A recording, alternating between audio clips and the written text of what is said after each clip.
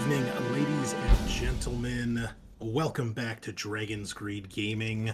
We're here coming at you with our next episode 7, I believe, of Mork's Madboyz, our Wrath and Glory Warhammer 40,000 all-orc campaign.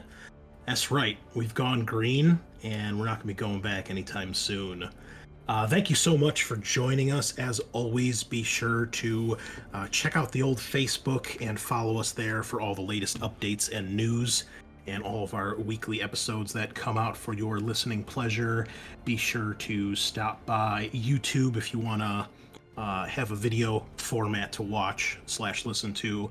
And be sure to leave us some 5-star reviews, especially on iTunes and Apple Podcasts, where we can help grow the channel.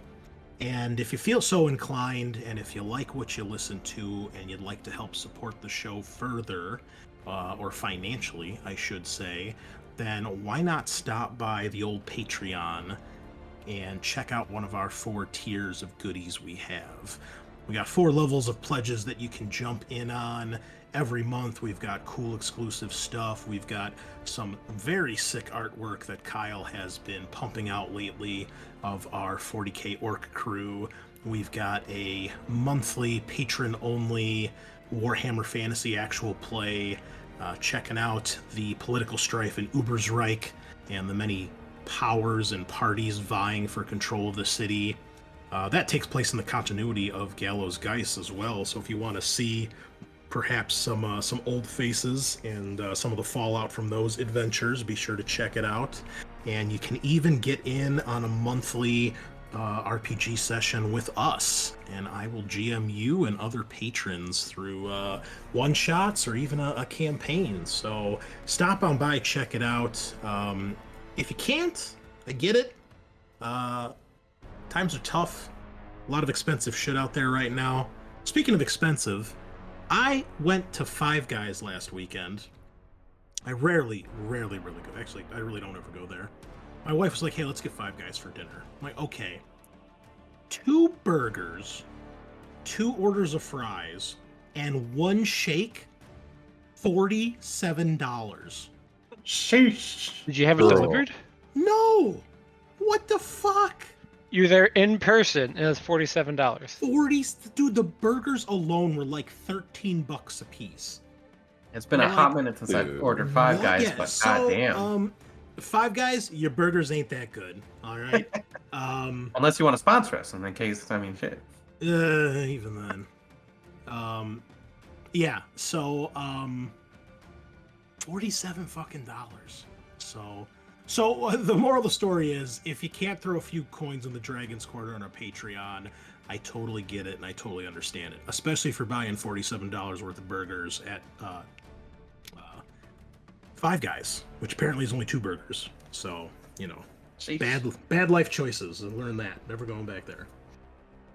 So, anywho, let's do a round of introductions.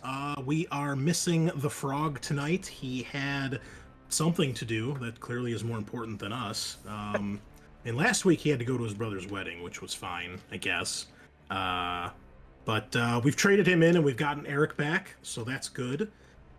And our old friend Matt is joining us again for another round or 2. So let's just go around the table as usual. Matt, you can start us off. We'll just go in seniority order if we could. Sure. Well, thanks for having me back again. It's been good playing some orky action. As far as what's going on with me, I just recently watched the Cyberpunk 2077 show on Netflix. They got me pumped for the game, so I started playing a new playthrough earlier today, and go dive back into that. Hopefully the game's playable finally. So is it the show is based or has something to do with the video game?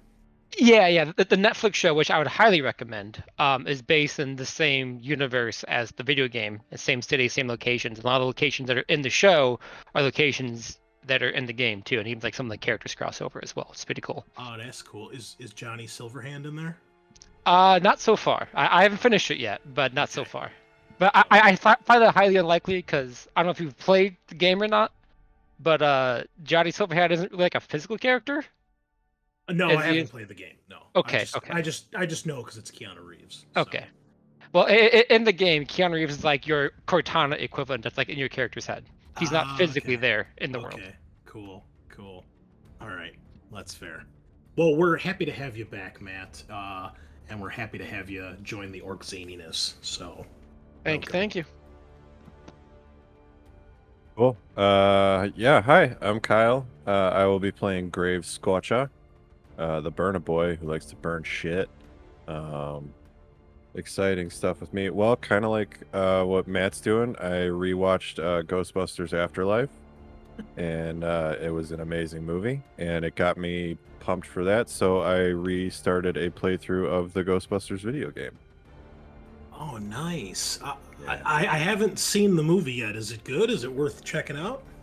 I'm as big a Ghostbuster fan, I think, as anybody, and I think it was amazing. Okay, I thought well, that's good. it definitely made up for 2016. Was that the all-female cast? Yeah, that was Answer the Call. Okay, I haven't seen either of those, but I would like to. Well, that's good. And I've always heard great things about the video game too. So. Oh, I mean that's the unofficial like third movie because okay. Dan Aykroyd and Harold Ramis wrote the video game, Oh, nice. and they all reprised their voice acting. Oh, that's awesome. I was going to say, did they get them to do the voices? That's great. Mm-hmm. Something you may want to check out, Kyle. It's been a couple years, but there was a Ghostbusters board game that came out a couple years ago. I think they did a Kickstarter for it. I can't remember if it was Cool Mini or not, or a different company. I think it was a different company, but it's one of those typical awesome board games with really cool models and miniatures, and it's a 4-player co-op game against the board. So each player plays one of the Ghostbusters, and yeah, like they've got the car as one of the models, and Stay Puft Marshmallow Man, and all sorts of cool stuff like that. So Excellent. check that out. Yeah, might be worth it. Who's next? Anybody? Hello, I'm Eric. I play Loktar, the sneaky orc commando. I've been out a few weeks between a wedding, a masquerade ball, a few different things. I also got the start of my World Eater tattoo about a week ago. Oh, sick. Oh. Yeah, I got it outlined, and I go back the 19th to color it in. Pretty stoked. Is it just the World Eaters logo? Yeah, so it's the World Leaders logo with like chains hanging off the bottom. And where is it? Is it on an arm? Back? Yeah, it's my left shoulder, just like the Legion badge would be on a Space Marine. Sweet. That's cool. Yeah, and it looks like it's gonna look like all like armored up and like with battle damage and stuff. Nice. Yeah. Well, speaking of World Eaters, how about that fucking Chaos Lord on the Juggernaut? I know. That is some Oh, upgrade man. from that old Juggernaut Lord they used to have. Dude, that chain sword for the horn, the nose horn, so Yep. cool. Yeah. Yeah, and he's bare armed too with the new like cataphracty pads. Yeah. Did you see all the other stuff too? The new Imperial Guard stuff and the boarding action? So stuff? I came in a little bit late from the stream this morning, but I did catch the end of the guard stuff. The new boarding action stuff looks pretty cool with a good Zone Mortalis kit coming out. Yeah, man, it's come a That'll be long useful. way. Although I Yeah. do have to say, this is a constant complaint of mine from Games Workshop, but they just need to fucking let shit go. I think it's so lame that Cadia has been destroyed, and yet And it's still getting all Cadians of the- are still the poster boys. Like, Uh-huh. you know, whatever, like, assuming they actually address this in the fluff, which if they don't, that would be even more stupid, but whatever, if they do address it, whatever they come up with is gonna be fucking stupid. Like, dude, just let it go and put one of the other 100 million regiments you've made over the years, or I don't know, maybe one of the 4 you've actually made models for, and put them in the spotlight. Mhm. Like, people, Get some new character. Something. we all know that if Death Corps of Krieg were the base models, fans would lose their shit, and that stuff would sell out instantly. Like Yeah. it's not a hard concept, right? And if they updated the catechins like they've done with the last couple models, or like the old command Mhm. squad and the heavy weapon teams, oh man, who doesn't want an army of Rambos and like Arnold Schwarzenegger commandos? Like, come on. It's no brainer. I mean, don't get me wrong, the new Cadians do look really cool, and I like that they actually changed them a bit. But like, come up with Yeah, but something the else, buff- man. Yeah, I mean, they blew up their planet. You know, deal with it. Yeah, like if they're getting recruited from another planet, then they're not Cadians anymore. They're like a new regiment. Like, make a new regiment then. It's just, I don't know. It Yeah. seems stupid to me. Like, just fucking let it go. Like, I don't know. It's the same thing with Abaddon. Like, just kill them off already. You know. Yeah, but we Anyway. might be getting Dark Mech. That's what Who? the teaser, Dark Mechanicum. The teaser at the end of the stream. Oh, I thought for a minute, like when you were like Dark Mech, I'm like, is that like Dark Cat from fucking Thundercats? Great show, by the way. Yeah, that would be cool. I'm all about that. Not that 40k needs another army, but you know. No. Yeah, if I played guard, I would be really pissed off that after waiting all this time, I'm just getting more Plasticadians. Like, what a fucking cock tease, man. Not cool. Anywho, we still have to hear from Sean, I think. Yeah, it's me. I'm Sean. Still playing Pep MD. Now in color. Kyle drew and colored our illustrious medical orc, and he looks beautiful. It really does. 23 flavors of pain. He's colored with the Dr. Pepper colors, boys. We in it now. Yeah, Someone email Dr. Pepper. Get Yeah. that sponsorship. telling you folks, Kyle's art gets better with each picture, and these new orc ones, especially in color.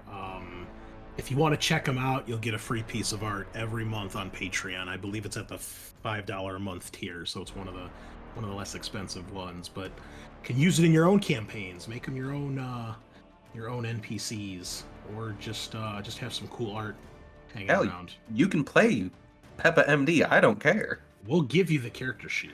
Like, all you Yeah. gotta do is ask. Yeah. So, you been up to anything else special or exciting? I'm looking at the Tomb King's army book now, getting ready for some stuff we're planning on doing later. So, Yeah. trying to decide on if I want to use up my rare slot with a Bone Giant or take a Casket of Souls, and I always lean towards the Casket of Souls. But the Bone Giant could attack indefinitely. Yes, if you charge and if you roll well. I mean, it's not going to happen, but No. I mean, Strength it 6 Giant could. rolling with like 4 or 5 attacks minimum, and then Yeah. I've seen him wreck some units, man. Yeah, they can do good work, but the Casket of Souls is just so cool. It is, because that can hit everything on the board technically. so- Everything within line of sight. Just Yep. gotta make sure you get the hill. That's awesome. Well, I am the Great Unclean One, your GM, and as always, I'm playing lots of Back for Blood, working through No Hope. I've been getting to work on some Chaos Warriors for 6th edition Warhammer for our Tale of Gamers we're going to do next year. And what else? Oh, I'm getting ready to run a one-shot of the Zombicide RPG over on Scar's Neon Swamp, where I've been a few times for some live streams. So by the time you hear this, though, that'll probably have already aired. But that's what I'm getting ready for right now at the end of the month. It's Halloween time here, so getting excited to see some good creepy movies and enjoy all that Halloween goodness. So but that's not what you're here for. You're here for the grim darkness of the 41st millennium and the hilarity that can only be found in the lovely green screen race. So last we left, the party, the boyz, had been battling on the bridge of the Vindication to try to overthrow the shackles of oppression and to earn their freedom from the grip of the rogue trader, Casadora. They were successful in overthrowing their oppressors. However, in the process, the orc knob leading the warband, leading the tribe by the name of Iron Jaws, was shot dead by a servitor with a heavy bolter gun. This led the tribe to splinter into several warbands, who have each taken residence up around the ship in various locations. No one is currently controlling the ship, and thanks to a little bit of scouting from Loktar, who felled the rogue trader in single combat, we have learned that there are 4 other warbands of orcs, 3 of which have been identified. One is a group of Goth knobs who have taken over the bridge and looted most of the equipment that you guys left behind when you retreated after Iron Jaws was killed. They've strung up Casidora's corpse up as a trophy. They are led by a brutal-looking knob by the name of Steel Spitta. There is a second warband of speed freaks that have taken residence up in one of the hangar bays where your particular shuttle that you would use to go planetside is located. They are led by a knob named Deathhammer. Third, the big mech of the tribe decided it was his time to become the chosen one, and Mulgrim, the Death Skull big mech, has taken up residence in the sensor spires and shield emitters area with some other Death Skull Luda boys. And there is a 4th warband, but you guys don't know much about them or who's leading them or where they're necessarily located. The Kroot are still alive with their shaper Karis, the leader of their tribe, and they are more or less aligned with you guys for having gotten rid of the rogue trader. There are still pockets of resistance of some enforcers and some of the remaining crew. In particular, Loktar was able to discover that there is a strong concentration of enforcers that seems to have some sort of leadership or organization that has taken up defending the armory. And you're not sure what's going on with the Eldar, if they are still up near the Gellerfield generators. And Head Hacker was able to hack into some security feeds and servo skulls and managed to spot the rogue trader's remaining henchman, the psyker Regina Cartren. She is on the loose and still apparently alive, but it is unknown where she currently is. She was last spotted up near the the engine room, where she was last seen dispatching the heretic uprising. And finally, there is Gaz the Bonehead and his Ogren, who have been basically just fighting their way through the ship and doing whatever the hell they want. So no one knows if anybody's piloting the ship. It doesn't seem like it. It seems like you're probably just still in orbit above the moon that you were last on. And that is where we're going to pick up. So... Oh, and the last thing we did last week is the group had made their way to go confront the speed freaks in an attempt to basically try to get the tribe back together and get the ship under their control. And so, lacking any other ideas, they decided to have their new orc friend, Torg, the tank buster, blow up the door to the shuttle bay with 2 of his rockets, and you guys have burst in to find them basically have turned this into their own little empire. There is you see there's a couple war bikes that some of them have been riding around in here, and they basically have turned it into like a big, almost like a racetrack.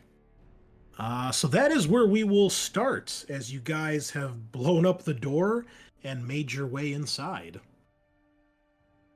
Any questions before we start? Nope. No, sir. All right, then. And Matt, you've got access to the new character, right? I do. Okay, good. All right. Well, you've blown open the door, and yeah. What do you guys do? There's orcs kind of that have noticed this. looking your direction, shouting and rushing towards the door, and you can see a large orc who you assume is Death Hammer, who comes stomping over in your guys' direction, gruffly kind of shouting something along the lines of, "Oi! What are you gits doing here? Who's you think you is?"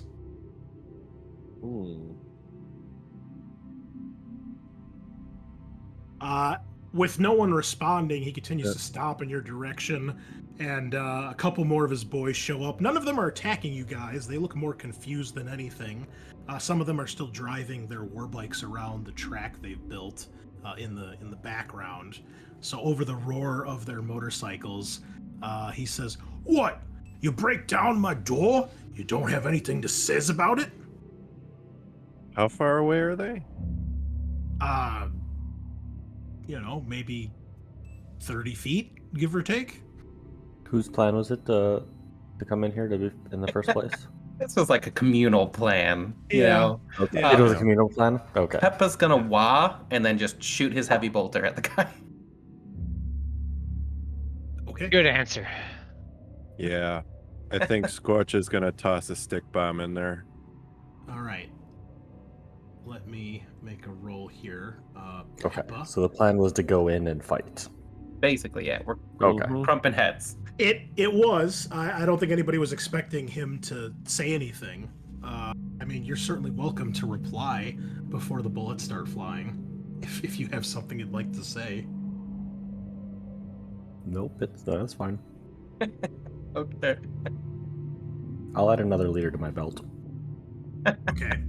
Be sure everybody reset your wrath down to or back to 2. So, Peppa, as you heft the heavy bolter and aim it in his direction, he stops moving for a moment, and he says, "Oi, you's Iron Jaws lot, ain't yas?" Do you continue to fire, or do you respond? We's our own lots now. Oh. He says, "Then why'd you break down my door? We's our We's own lots orc. too." Why lots? We orcs fight together. He looks a little confused for a moment as he's kind of mulling that over, and he says, "But yous just said yous your own lot, so why can't we's be our own lots?" Why not one? He ponders this for a moment, as if that's a really good question, and he kind of looks at the other boys, and they all kind of like shrug. We all fight together anyways. We Give make me- big wah. Give me either a cunning or a persuasion test. I'm equally bad at both. I guess you could do intimidation too, since you guys did blow open the door. Yeah, that's probably better. Yeah. I'm equally bad at that too. Hey, bud. What? Ooh. Oof. What do I Oh. resist this with? I forget. Is it resolve? I don't even know. Resolve. Wait, hold on. Go back. Oh, when you actually press resolve, it gives you to resolve against fear or terror. Okay. Yeah, I mean, I would imagine. Just do willpower here. Okay, so this is a opposed roll. You You want me have to a roll my complication? The complication. Yeah, go ahead and roll it. Let's see what it says. Okay. Oh, no. So, as you're saying this, he's kind of scratching his head for a moment. One of the, orcs that you guys have brought along with you, little too enthusiastic and doesn't realize you guys are discussing things. He comes charging in the room and he lets off a shot. And this kind of sets off some of the other orcs who begin shooting as well. And you hear Death Hammer kind of screams at his boys like, "Oi, knock it off! I didn't tell you to start shooting. Stop shooting!" And he he kind of stomps a little closer to you, Locktar. He says, I thought we was talking here. Call your boys off or we tear you apart. And I'm gonna it looks turn like to the boy. most of his orcs stop shooting. I'm Yeah, gonna yell at my boy and be like, "Get back to the plasma core." yeah. Scorcher would turn back and go, "All you boys, get back now!" All right, give me a either leadership or intimidation, Grave Scorcher. All right. You can give yourself a bonus die here, since you guys did technically kill the rogue trader. A lot of ones. Ugh. Yeah, I'm gonna wrath that. Okay. Let me roll for them. Ugh. Well, I mean, 4 is Yeah, better 4 than 2. 4 successes. Yeah. Considering the resolve is 1, I don't think he's gonna. I don't think he's gonna pass. He did get a 6, but not enough. Yeah, the orc quickly kind of sheepishly backs up. He's like, "Sorry, boss," and he kind of disappears around the corner. And yeah, Def Hammer, seems to get his boys under control. And he kind of looks back at you, Locktar. Clearly, you've got his attention. Looks like he's waiting for you to say more.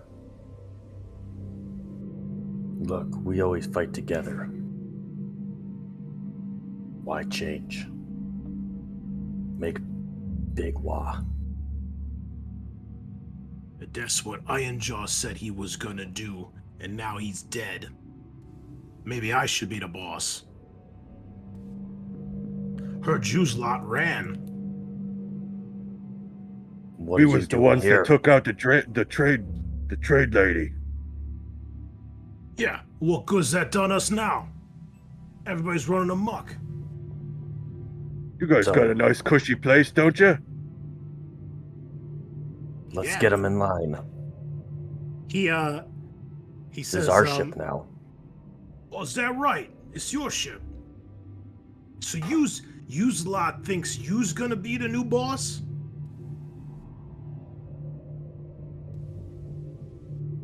As opposed to you,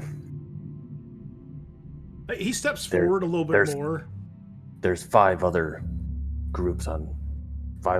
lots on this ship. What makes you think you're gonna be in charge?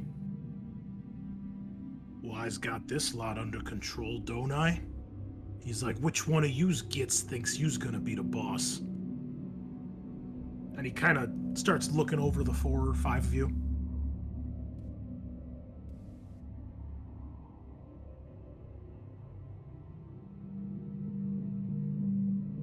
I guess I can move us over to the map here.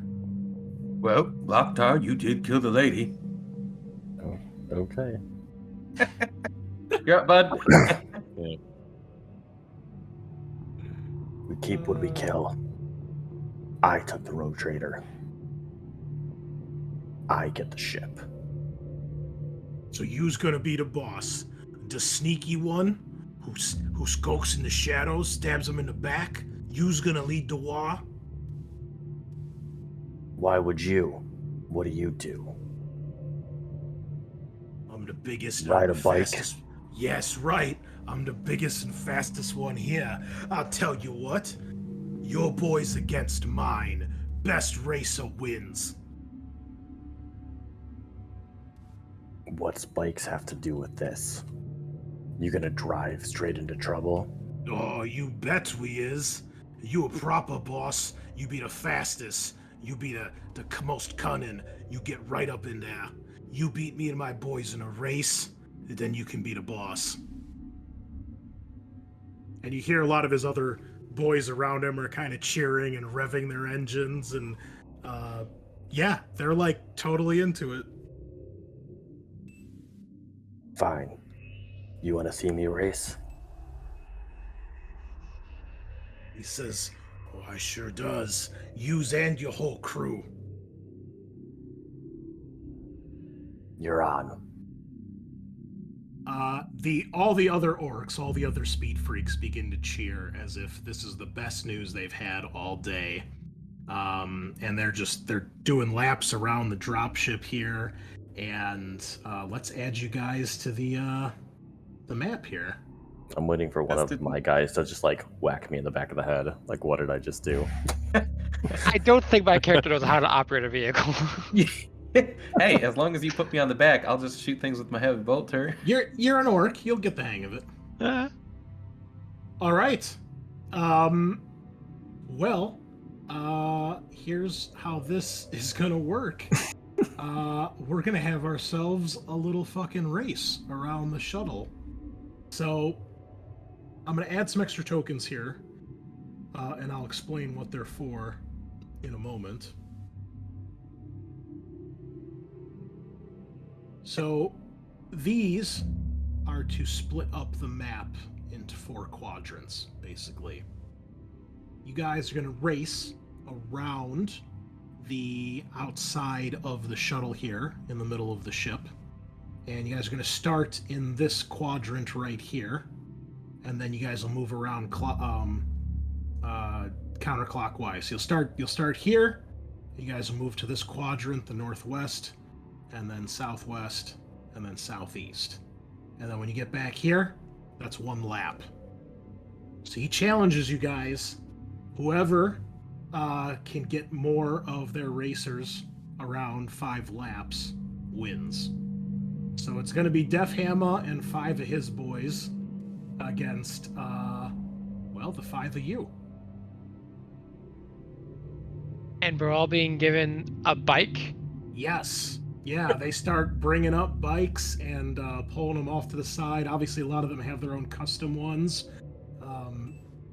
Bikes are big, so they take up a little bit more space. I'm going to make his token a little bit bigger here, and we'll do the same for you guys. And we need 1 more Speed Freak biker. Hell yeah. All right, where is... All right, cool. So let me just make your tokens a little bit bigger here, and we will get started. So the way this is going to work is every turn you can move 1 zone. You'll make a piloting roll to control your bike, and every shift that you do will allow you to move extra spaces.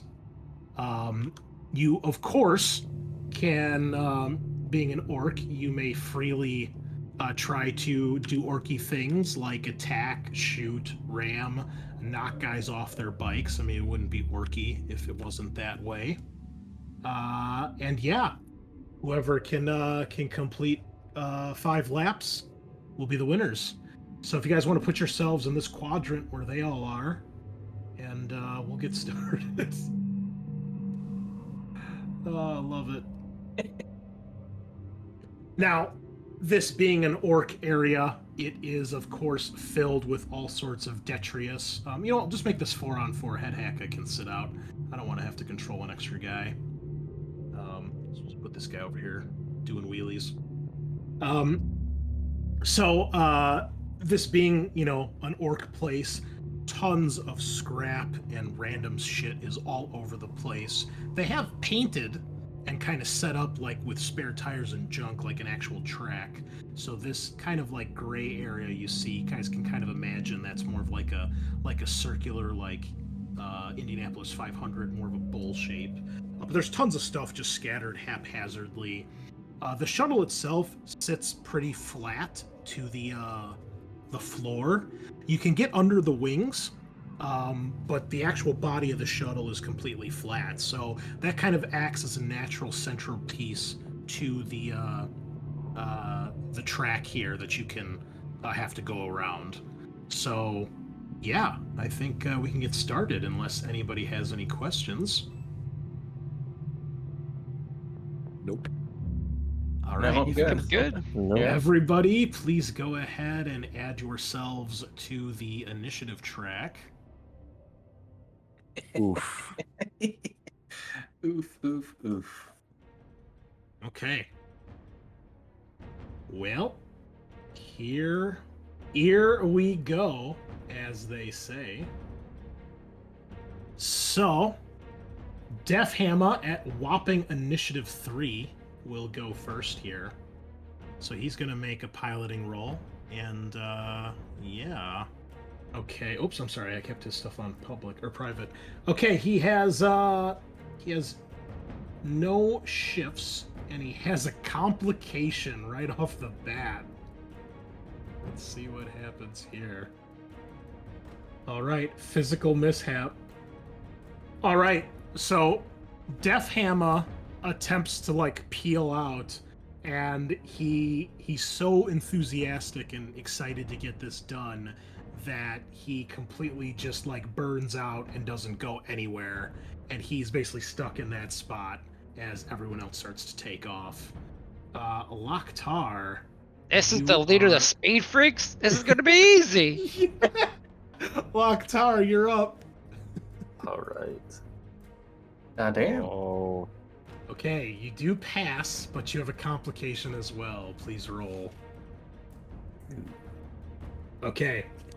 So, you are able to move one zone. However, as you do, you crash through some, random junk that's hanging off one of the wings, and I need you to make a athletics test, please. Okay. You skid out of control, but at the last moment you are able to get your bike back under control, and you do not wipe out. Leads us to the bikers. I'm just going to do one roll for them. They're kind of going to move as a group here. And let's see. All right. They are doing much better. All right. So these two are going to shift ahead. So they're going to go 2 spaces. And the other one is basically neck and neck with you, Loktar. Grave Scorcher. oh, here we go. So piloting. Yes.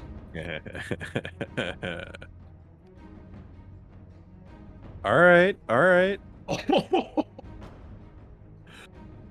A pass and a critical with a shift.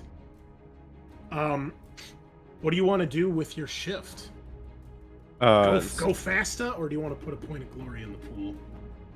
Oh, I mean, gotta go faster. Okay. So So you can, you've got a shift, so you can move 2 spaces then. okay. Do you want me to do anything with said shift? Click it or anything, or just? No, you don't have to do anything. Okay. All right. That's 1 and Grave 2. Scorcha has caught up to the others, passing Loktar. Torg, you're next. Alright, so a piloting skill, huh? Yep. That seems Oh. bad. Oh, that's dirt. But I can use a wrath to re-roll this, right? Yes, but the Yeah. Wrath will not re-roll the critical. Well, let's just stick with it then. All right. Okay. So Torg, you are not used to riding a bike. You think you've got it figured out. You go to do a turbo start, and you go 2 feet and just crash into the back of the shuttle, and just don't go anywhere. You don't crash off the bike, but you just come to a complete stop. And Def Ham was looking at you oh, at least someone did worse than me. Peppa, you're up. Let's see. If I want to just stay still and shoot my heavy bolter at Def Hammer, can I do that? Yes. Yeah, that's what I'm gonna do. Knock, knock. All right, let's see. I will aim. Oh, I can click the aim button. Is there a? He's riding a bike. Can I just shoot out one of his tires with the called shot action? Absolutely. Sicko.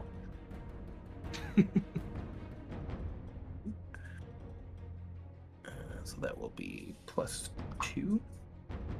See how this goes. And I'm strong enough so I don't get penalties. Sick. What? What is this? Whoa. It's a lot of dice. Yeah. Oh dear. So I hit. All right. Well, no no shift. shifts, but yeah, you let rip with the heavy bolter, which gets many of the orcs excited, and they begin to shoot their weapons into the air as well. You strike his back wheel, and it just completely blows out, and he's staring like daggers at you. What?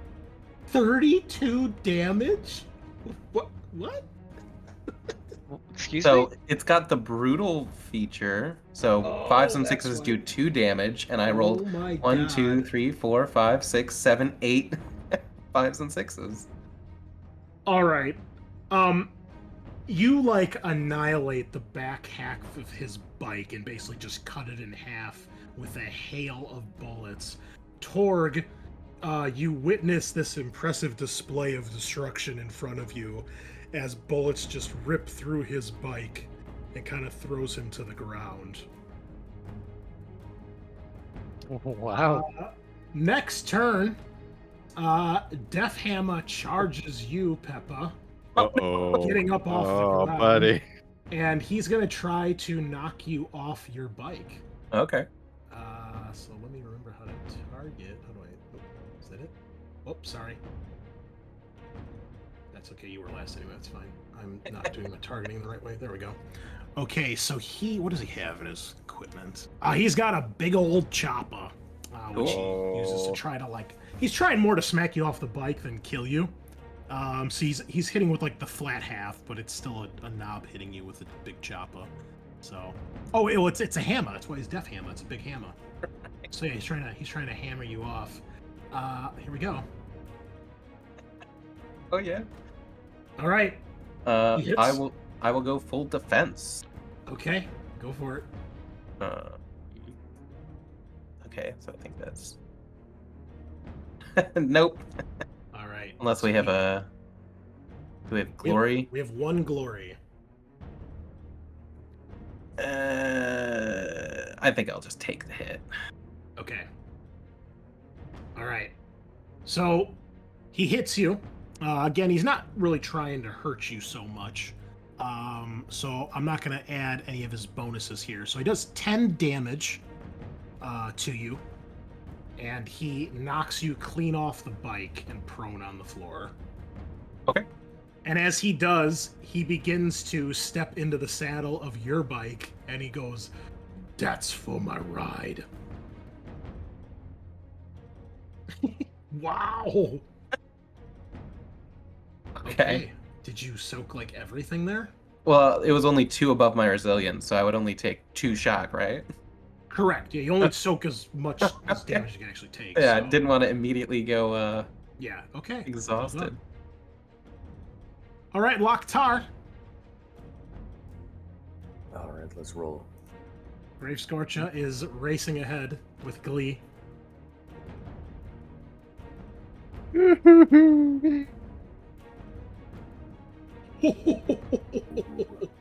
Oh my god. Critical with a shift and passes. Well done. That's some king shit right there. What do you want to do with your shift? Extra space, I guess. Okay, So you 1, can 2. do it twice. Yep. All right. Loktar zooms ahead of the pack. The bikers are up. You know what? I'll do 3 separate rolls here so we don't have them just moving together. And 2 of them have complications. And the last one, okay, they did all pass though, just barely. All right. We're all gonna move 1 space. One of them only got 1 success. Wait, success. Oh, I'm sorry. I'm reading the wrong thing. Okay, that guy. All right. So one of them is caught up to you, Loktar, and the other 2 are where Scorch is at. The one who's in the back here, he accidentally crashes into one of the orc boys that's standing a little too close to the track and just completely wipes out and crushes that guy. He's going to be out of commission for a turn, and that orc boy is no more. However, the icons are so small, I can't see the dead icon. There we go. That guy dead. And this guy next to him is wiped out, so we'll put prone. just to show that. Oh no, Terry! The other one that catches up to you, Scorcha, he's like losing control of his bike as he's just swerving madly and more focused on just going as fast as possible than really going in a proper line. So he's kind of peeling out in a circle right now. He doesn't crash, but he's mishandling his bike. And you're up. All right. Ooh. Yep. All right, well, you just move one space then. Okay. If there's anything else you want to do on your turn, you can. Oh, I can. So I can say hit somebody. Yeah, if you want to try to whack somebody as you drive by, or Oh, absolutely. So the open guy, fire with a weapon. the guy who I'm now in the space with, Okay. I will I'll swing my one of my choppas at him. Yeah, this is more like road rash than, NASCAR. So Yeah. Alrighty. Let me target him real quick. watch out, their defense too. They're Oh, what cut am I above a gonna regular do? boy. You do hit Well, him. whew. All alright. right, 8 damage. That is not going to be enough as, these bikes are fairly largely built, and these guys know how to fight in the saddle, so to speak. So you do score a hit, but you mostly just connect with the bike, and the two of you are kind of swiping at each other back and forth. Horde, you and Def Hammer still at the starting line as you're about to get lapped. Yeah, Tor's gonna look at the bike and be like, yeah, this ain't my scene. And I'm gonna actually get off the bike entirely. Okay. And I'm gonna kind of like come over to this area, and I'm gonna grab like a piece of like a box or like some piece of debris or something like that, and try to toss it at the oncoming bike and try and knock the rider over. By like throw like a box at him.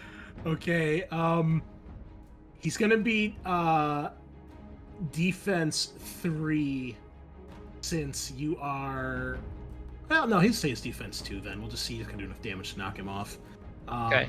Yeah, give me a ranged attack, ballistic skill attack. Okay, so I'm throwing a heavy object at him. Let's go. Oh! That seems good. A critical and 2 possible shifts. And the shifts can be used for extra damage? Up to 1 shift can be shifted to the glory pool, and then the other shifts can be done to either do more damage in the case of an attack, or with a skill check, which this kind of is just a skill check. You can use shifts to make your skill better, like, do things faster, more accurately, get more information. Then so this is can I more use narrative, so my- whatever you want to do it with. I'll use I'll use 1 shift for the glory pool, and I'll use the other shift to make it so that my attack kind of targets his front wheel to make it most likely like to throw him off balance and try to knock him off. I love it. Okay, well, you guys are already up to 5 glory. That's pretty good. Let's see. I'll tell you what. I'm gonna make him take a piloting roll, and I'm gonna give him a negative because you shifted. Okay. So let's give him a. We're gonna make it DN 5 instead of 3. And he buffs that really bad and crashes to the ground. Yeah. Alright, we'll put him prone. And, falling damage. Should we learn how falling damage works in this game, guys? I assume it insta kills anybody who falls more than 2 feet. I mean, If it's anything like Warhammer Fantasy. you're We'll probably call it right. the Albert rule. Right, let's see here. Hopefully this index is fast, but let's see. Falling. Well, there's fall back. Fail forward. Maybe jumping. Let's check jumping.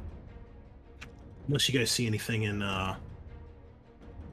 Foundry here. Oh, here we go. Page 201. Okay, let's see how this works.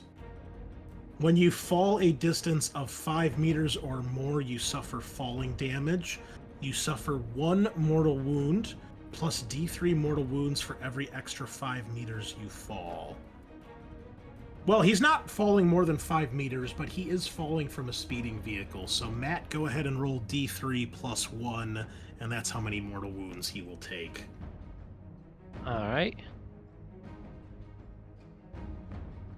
We'll give him the old prone condition, too. Oh, there we go. Okay, 3. Okay. And he's off his bike, and that was the goal. All right, so he takes a total of 3 wounds. Well done. Peppa. I took a full round action, so that's my full turn. That's true, and you're still on the ground too, because he knocked you to the ground. So you're Oh, prone I guess as well. I guess I can get up. That's a free action. Is it? I don't know. I don't. Well, you check that while we get to Def Hammer's turn, who peels out and puts all of his efforts into trying to get back into this race. And he fails. We're going to use a ruin there. Reroll. Hell yeah. Sheesh. Oh, yeah. There we Nice. go. All right. So he is moving 2 spaces, trying to get back into the fight. And then we are on to Loktar. Let's go. Yes, standing up when prone is a free action on Okay. your turn. Yeah. All right, go ahead and remove that condition then and stand. Nice. Loktar, you do pass. So you'd actually go 2. So that means Death Hammer go 3 because he shifted. Because you go, I'll move you go 2. 1, you go 1 automatically. We assume as long as you don't totally buff it. Yeah. Okay. So he's actually caught up to you guys almost. All right. Evil Sons are up. All right. One of them is crashed. He's gonna stand back up. He starts running back towards his bike, Matt, and he takes a shot at you with his pistol. How dare he? He does hit, but he gets a complication. He does a whopping 10 damage. And... oh, something has gone very wrong. You strike a target that's very inconvenient for the source or situation. Well, obviously, he's got to, like, hit something explosive, right? Perfect. All right. So he hits something nearby where you're standing, Torg. There's an explosion that like knocks you back a bit, and tires and junk go flying in the path of everybody on the track. So Scorcha, you guys in this path, when you guys get through, there's rubble there now. You're gonna have to try to fight your way through. The other boys. Let's see here. Okay, they both pass. So this guy is going to have to try to get past that stuff. I'm going to take another piloting roll here. He does. All right, so he gets into your area going through the explosion. The other guy only catches up, though. And he's going to take a swipe at you, Scorcha, as he catches up and tries to take a Oh, swing what the hell? with his chopper. Wait, that's Def Hammer. Wrong character sheet. Oh, so that's how you wants to play, eh? Oh, That is a hit. We will shift, obviously, for damage. Boom. Suck it, Orc. 7 damage. Does that even do anything? no. Okay. All right, well, Uh, much like the guy you hit, it just bounces off the bike. But now you've basically got a guy on each side of you. And you're up. Well, one of them tumbled down, right? That was the. Yeah, this guy's hopping back on his bike as he just shot at Torg with his pistol. Gotcha. Okay. And you can see Um, Def Hammer is catching up behind you. Well, in true dumb as shit orc fashion, Grave Squatch is going to take out his other chopper. So he is effectively dual wielding right now. Okay. and he's going to swipe at the new guy that just came in. All right, go for it. What do you got? 8 successes. Damn. You have 3 shifts possible as well. Well done. I think 1 I'm gonna do for glory, Okay. and then 2 for damage. Okay, Yeah. roll it up. 9 Alright. damage. That is not enough. Yeah. He's gonna soak that as well. You guys are basically just banging off each other's weapons here, dueling at high speeds, and this guy is just loving it. He doesn't seem mad or insulted at all that you've decided to try to hit him with a weapon. He's just having a blast. Are you still trying to move forward at all, or are you just trying to keep pace with this guy? I guess I'll try and go forward. Yep. So pilot. Yep. That's a no. Wow. Okay, so you just go the 1 space into the next zone.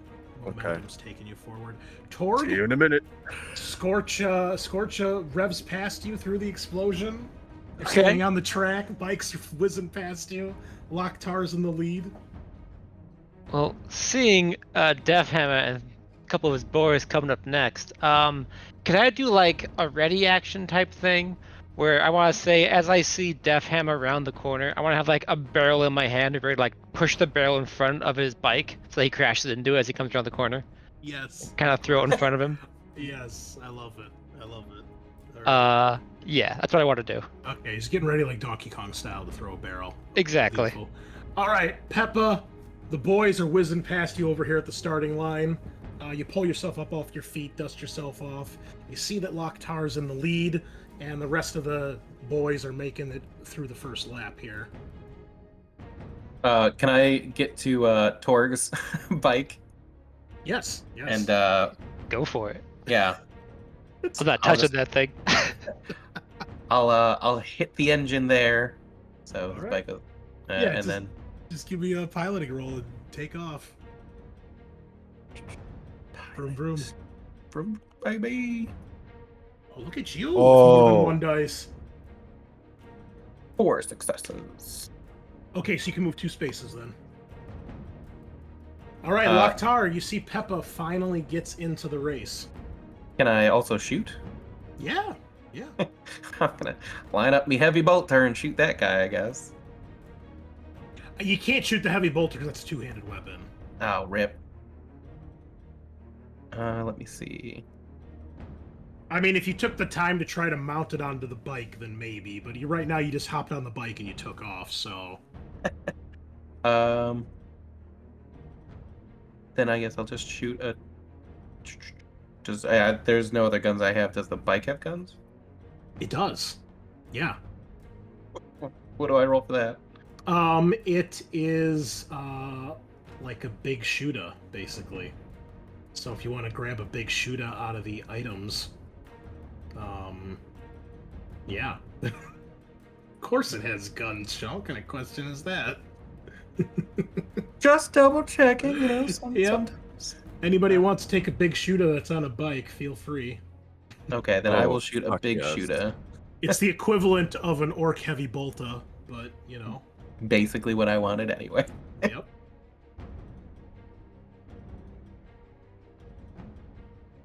Oh, okay. We're gonna 11 failures.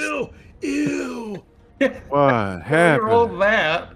Wow, There every we single go, dice, baby. folks. Failures, that's better. With a critical, up to 7 glory. I don't think the pool goes that high. Yeah, yep. So we'll shift that. I think glory is players +2, if I recall. Yes. Positive. All right. And then I'll shift 1 for effect. Okay. Do you mean for like effect on the critical? Because this is a combat roll, so you don't. There's no like. It's not like a regular skill check. Gotcha. Right. Yeah. So you forgot can about that. shift for glory, shift for damage. Well, I'll roll the critical first to see if I need to shift or if I have anything to shift. Right. Yeah. Or no, I'm sorry. You spend glory to increase critical effects. Gotcha. That's what it is. So yeah, you just shift for damage in this case. Yeah. Then he'll suffer total of 4 more Ooh. mortal wounds. Are you shooting Death Hammer? one No, of the it's boys? just the boy. Okay, which one? The guy that's just getting back on his bike, or the one that was fighting with? The one. This one that's right here. All right. And are you trying to hit him or the bike? Trying to blow up his bike. Okay. Well, the bike takes 4 mortal wounds, and then how much damage? 14. Do you want to burn any glory to add more damage with the critical? Yeah, you do. Sure. You guys are maxed out right now, so Oh, okay. you guys are at. So can you guys see the counter for glory? Yes. Yeah. Yes. Okay, yeah. 6 is your max. So 2. okay. And are you guys able to change that, or do I have to? I always forget. I cannot change it. Okay. All right. So that's going to be 6 mortal wounds. Wait, no. No. Stuff 3. 3 mortal wounds. Okay. And then 14 damage. All right. Yeah, his bike is smoking and sputtering, and looks like if it takes any more damage, it's probably going to fall apart. And he looks more insulted that you hit his bike than if you had hit him. He does not look happy about that. Top of the round, Def Hammer trying to catch up here. And he does. Yeah, he'll just stick with that. So he'll catch up to Loktar. And Loktar, you see that he takes a swing at you just with his fist. He doesn't pull out a weapon, clearly trying to prove that he is the best. So he's going to make a weapon skill attack here. He does strike you. I'll look up unarmored combat later. We'll just say, just take a point of damage there as he's just kind of punching you. And my wounds that count up or count down? You should start at 6 of 6. I think. Wait, hold on. You count up. I'm So sorry. You starts start at at 0. 0 Yeah. of whatever. Okay. Is that all you got? See you on the other side. You're up. Ooh. Ooh, a critical. Hey, so as Death Hammer drove by, I was able to do the barrel thing. Oh, I'm sorry, Matt. I totally All right. forgot about that. Yeah. It's all right. Let me go ahead and give me another ballistic skill test, or actually, give me a cunning test. You're kind of trying to set a trap here. Cutting. Oh, I regret my decisions. Okay, cutting. Oh, jeez. Can I use like a glory to like get an extra die? Yes. Yeah. Mhm. How do I do that? Just roll another d6. Is there a button for it that like takes it out of the pool automatically? No. No, but just hit the d6 underneath the chat log. Oh, I did 2. Well, I don't think it actually mattered. Or no, let's do 1. Sorry. Why is it doing 2d6? Make sure you only 1d6. press it once. Yeah, there you go. There you go. Okay. Okay, they're both failures. Okay. All right. He whizzes past. The barrel just goes spiraling in the other direction. But that's okay. Your turn's coming up here soon. Loktar, you're next. Okay, so I rolled pretty poorly, so I used a wrath. Okay, and you got better, but we have a complication. That's Go probably ahead and roll complication, that. yes. Ooh, okay. So his punch makes you kind of wobble at the throttle here, and I need you to make another piloting roll. Otherwise, you are going to kind of go off the track here. All right. You hold still, and you can move. So you should be able to go 2. 2. Yep. Okay. To bikers. first guy at the front here is got a critical mishap. Harsh environment. All right.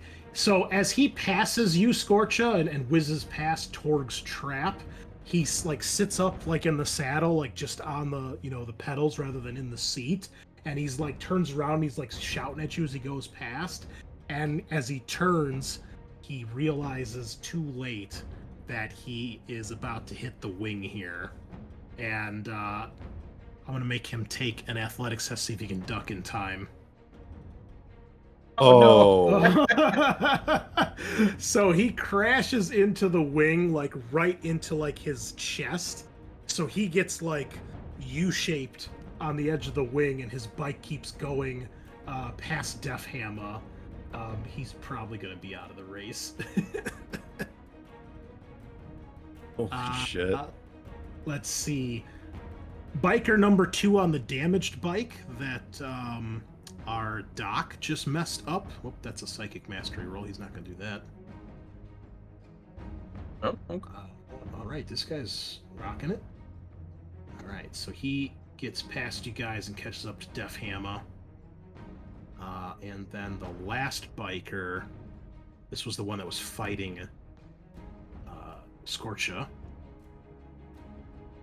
Oh, he's got a complication as well.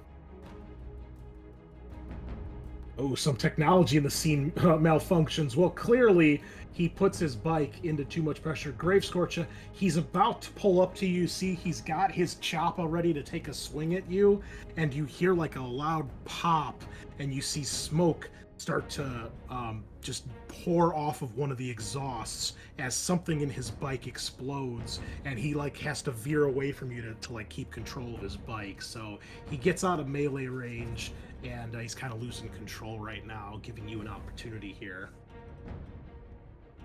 Does that count as an attack of opportunity because he weaved in and out? No, not at this rate with the way you guys are flying too fast here. I'm just fucking. That's fine. Okay. So he was the last one, so I'm up. Yep. Okay. Let's pilot. I don't see anything on your dice. I just see black. Yeah. I gotta fix that. All right. So 2 Okay. successes. All right. You can just move one space then, unless you want to use any glory or wrath. No, I'll do that, and then I'm gonna get right up in here where these two are, and I'm gonna take a. Can I take a swing at Def Hammer? Sure. Yeah, I'm gonna take this guy out of the way because his bike is gone, so he's not gonna be able to get back in the race. And Choppa. Okay. Roll All right. damage. Ting. 8. Yeah, it definitely tings off of him, but you see he's like, oh, that's more to spirit. I'm coming after you, big boy. Loktar is still in the lead. About to lap 2 here. So this biker that's in the same zone I am, is he still moving at a high speed, or is he kind of like stopped at the moment? He's still moving at a high speed. He just had to. You could see something malfunction with his bike, and he's focusing on keeping control of it right now. Well, if he's a little unstable right now, let's add to that chaos and throw something at him. Okay, you find a nearby wrench or a pipe. Yeah. You can do so a I'm gonna- ballistic skill test. All right. Go ballistic skill. 4 successes. That'll do it. All right. Okay. I'm gonna make him make a piloting roll here at DN4. See if he can keep control. And he does not. All right, so he goes swerving. You basically crack him in the head, and he goes swerving into this pile of stuff over here and crashes. Not a spectacular crash, but it's enough to keep him out of the race for maybe a round as he's piled into that. Do you want to Okay. move at all, or are you just going to stay in that area? So he's off his bike. Yeah, probably. I'll go He's for kind his of bike. like in the pile. Him and his bike are in this pile of rubble. Okay, well I'm gonna go and try to take his bike. Hey, so you try to basically you get over there, and the next turn you guys will start struggling over the bike. Okay. Peppa, finish off the round, please. Nice. I will continue speed freaking my way down. Yes, I will. Oh, yes, you do. All right, so you can move 2 spaces then. I've got a shift. I can move 3. Oh, yeah. Yeah, you're right. Sick. So I'd like to move 2 first. Oh, I'll be in the same area as them, so I'll go up here, and then I will... I will again shoot this poor guy's bike that I've been peppering. Okay. Locktar, did we skip you? I don't think so. Okay. Did Death Oh, no, Hammer go again? Def Hammer just had a really great roll, I think. Yeah, Yeah. that Yeah, happened. he did. He Okay. went from back here, and he caught up to... That's because he went 3 spaces. That's right. Yeah. Yeah. But then I'm sorry, Locktar was up here. Locktar's ahead right now. He's still in first place. Okay. Yeah. Okay, Peppa, what are you gonna do? I'm gonna shoot that guy's bike again. Let me just make sure he's targeted. Yeah, there we go.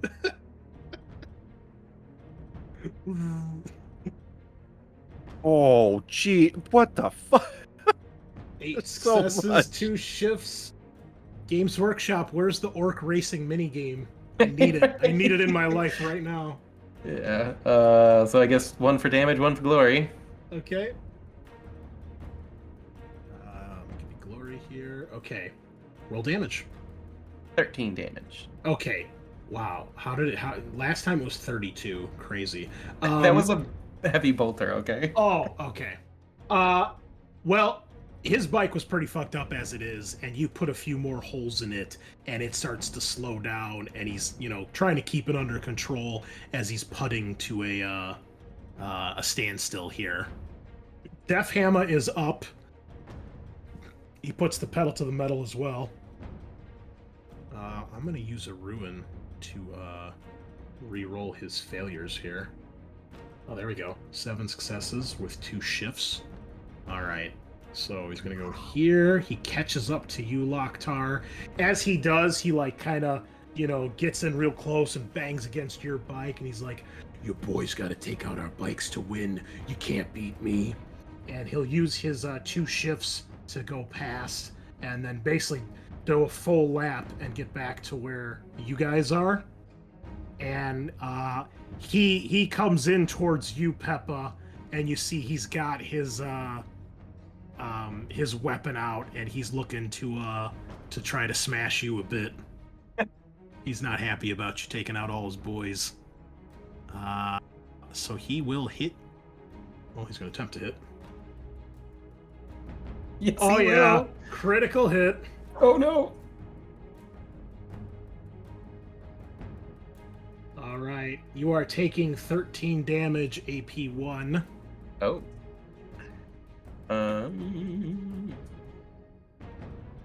Oh, hold on 1 second, because the bikes should boost your resilience a little bit here. Let me check how much it is, though.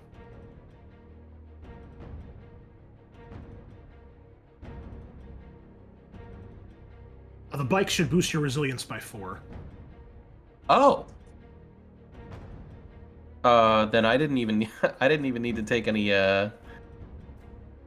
Okay. I mean shit. My resist, so I will take 1. I will try to resist it with shock, so I just need to roll 1. Yeah. Right, and then his critical, That's bad. he's not pulling punches. Visceral blow, crimson showers the ground, and the battlefield is a gory spectacle of spilled blood and unsure footing. You take 1 mortal wound. Each character engaged with the target must pass an agility test or fail, or fall prone. And for every glory you spend, you suffer an additional mortal wound.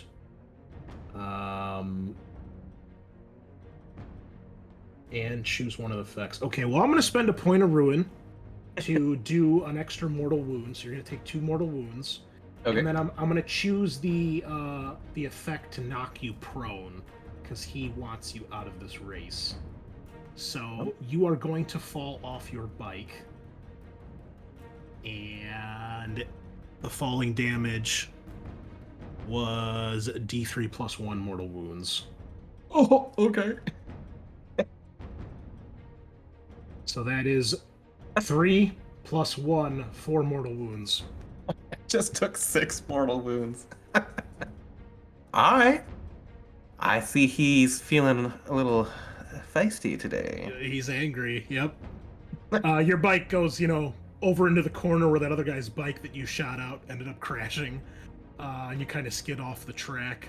Gravescorch, you see Peppa take a big clobbering and get knocked off his bike as Def Hammer takes the lead here. Loktar, your boys need you. All right.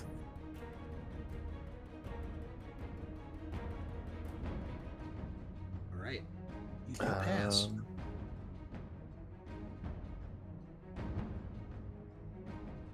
Yeah, I'm gonna try. I'm You gonna got try plenty to of use rope glory. You guys failure. are almost maxed out on glory again if you want to use one here. It's up to you. The glory, and what does the glory do? It just gives me an extra dice. Yes. And if I roll a 6, that's a shift. Yes. I'm gonna use my last wrath. This is a pretty good roll. Well, I you just can need- use your glory and then you can use the wrath. Okay, so if just you a want. D6. Yeah, so add a d6 and then if you do the wrath, you can re-roll all 3 of them. Oh, you got the 6. Oh, You still want to use your wrath? Yes, I do. Okay, so re-roll those other 2. Gets another 1. Okay. So you got 6 successes, and then you've got a shift, so you can move at least 3 spaces. And then you can do an action as well as you fly through. Okay, I'm gonna, as I drive past Death Hammer, I say, "My boy's got my back," and I'm gonna keep going. You just shit talk him and drive fast.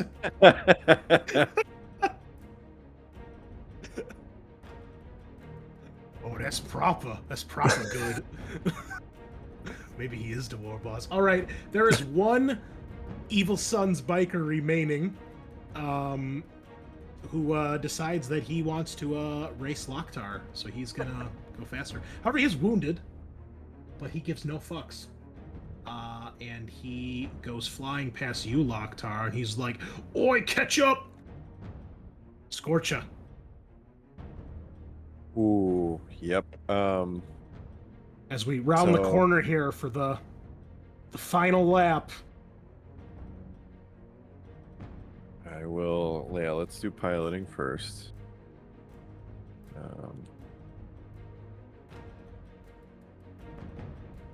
Oh, fuck me running. Uh-oh. Roll that complication.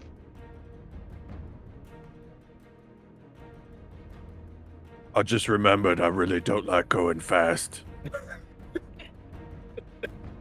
All right, you can Um, only you didn't get any successes. We'll say you don't really make much distance here. You're still in the same zone, but you slow Okay. down as you try to avoid crashing into the side, and maybe seeing Peppa get knocked off his bike has kind of distracted you a bit. Yeah. Let's see. With the big shoot, can I use the big shooter on the bike? You Would I be can't able see to- him because he's on the other side, but I mean, you could probably try to hit Def Hammer because you're in the same zone. Yeah, I'll do a little Fast and Furious spin around.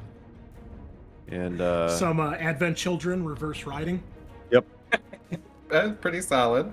Yeah, definitely more Advent Children than the other one. yeah. All right, so big shooter at the Def Hammer. Goodness, Oh, I'm gonna no.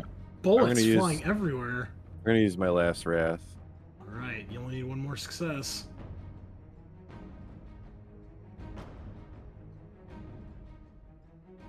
All right. Oh, critical hit. Critical! All right, roll the damage, roll the critical. Guys are maxed out on glory again. Murderous onslaught. Ooh, a thunderous blow sends the target sprawling. Oh, the target suffers 3 mortal wounds and is knocked prone. Oh. Oh. Plus mean, doesn't one even wound ma- per glory. We have a lot of glory. Yeah, I'll take two glory to add to that. And are you trying to hit him or his bike? The bike. Let's fuck that bike right up. Okay. And how much glory do you want to put into the critical? We'll do 2. Okay. So the bike takes 5 mortal wounds on top of 14 damage. and the bike just gets torn to shreds. Def Hammer is going to take... roll me a d6 plus 1 for the mortal wounds he takes for falling.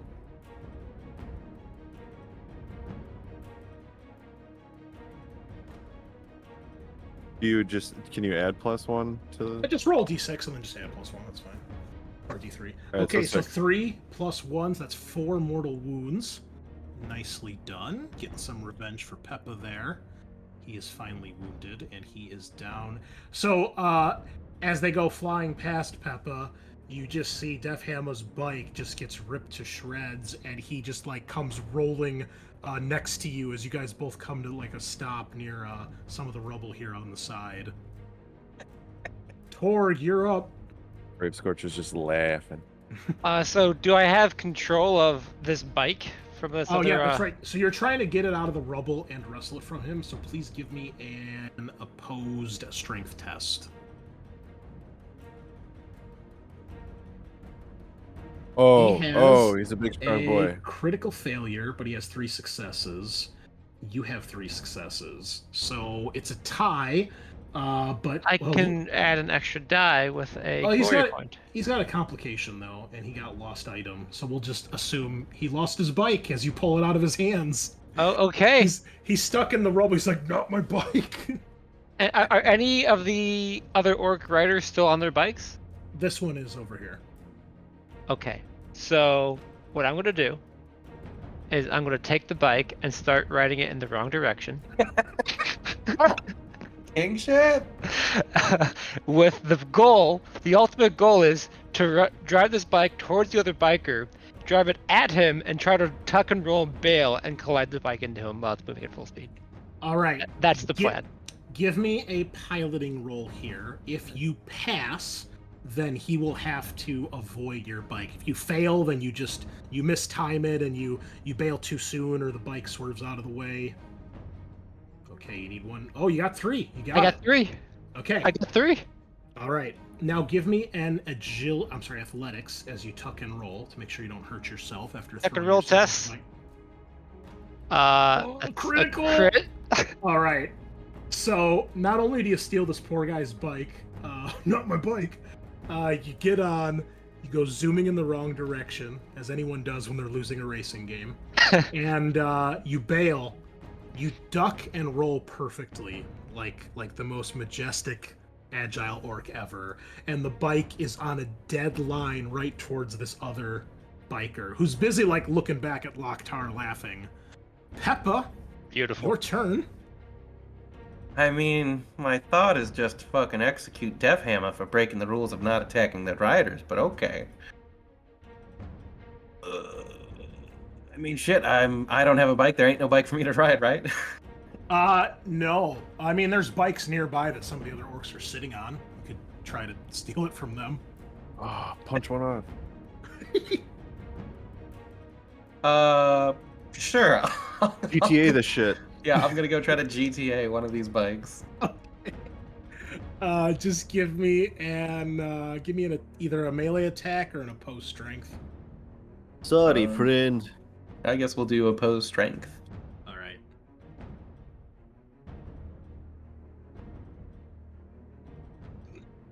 I've got 4 successes. I've only got 2. Let's reroll with a wrath. Oh, it fucked me. All right. Yeah, you try and you go to, like, grab this guy's bike, and he just gives you a good punch and, like, knocks you back. Get your own.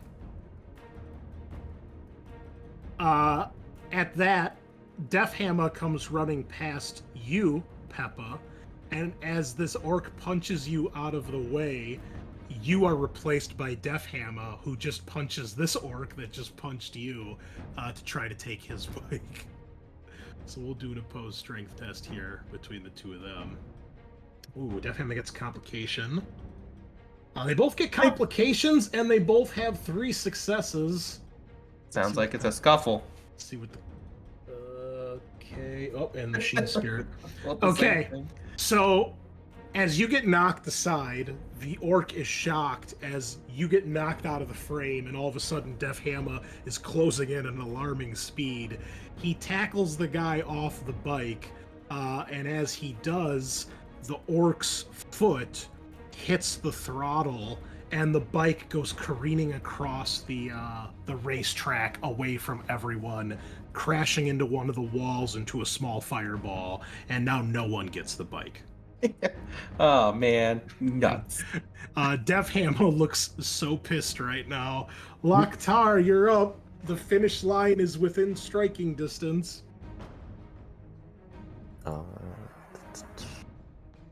Don't fuck up.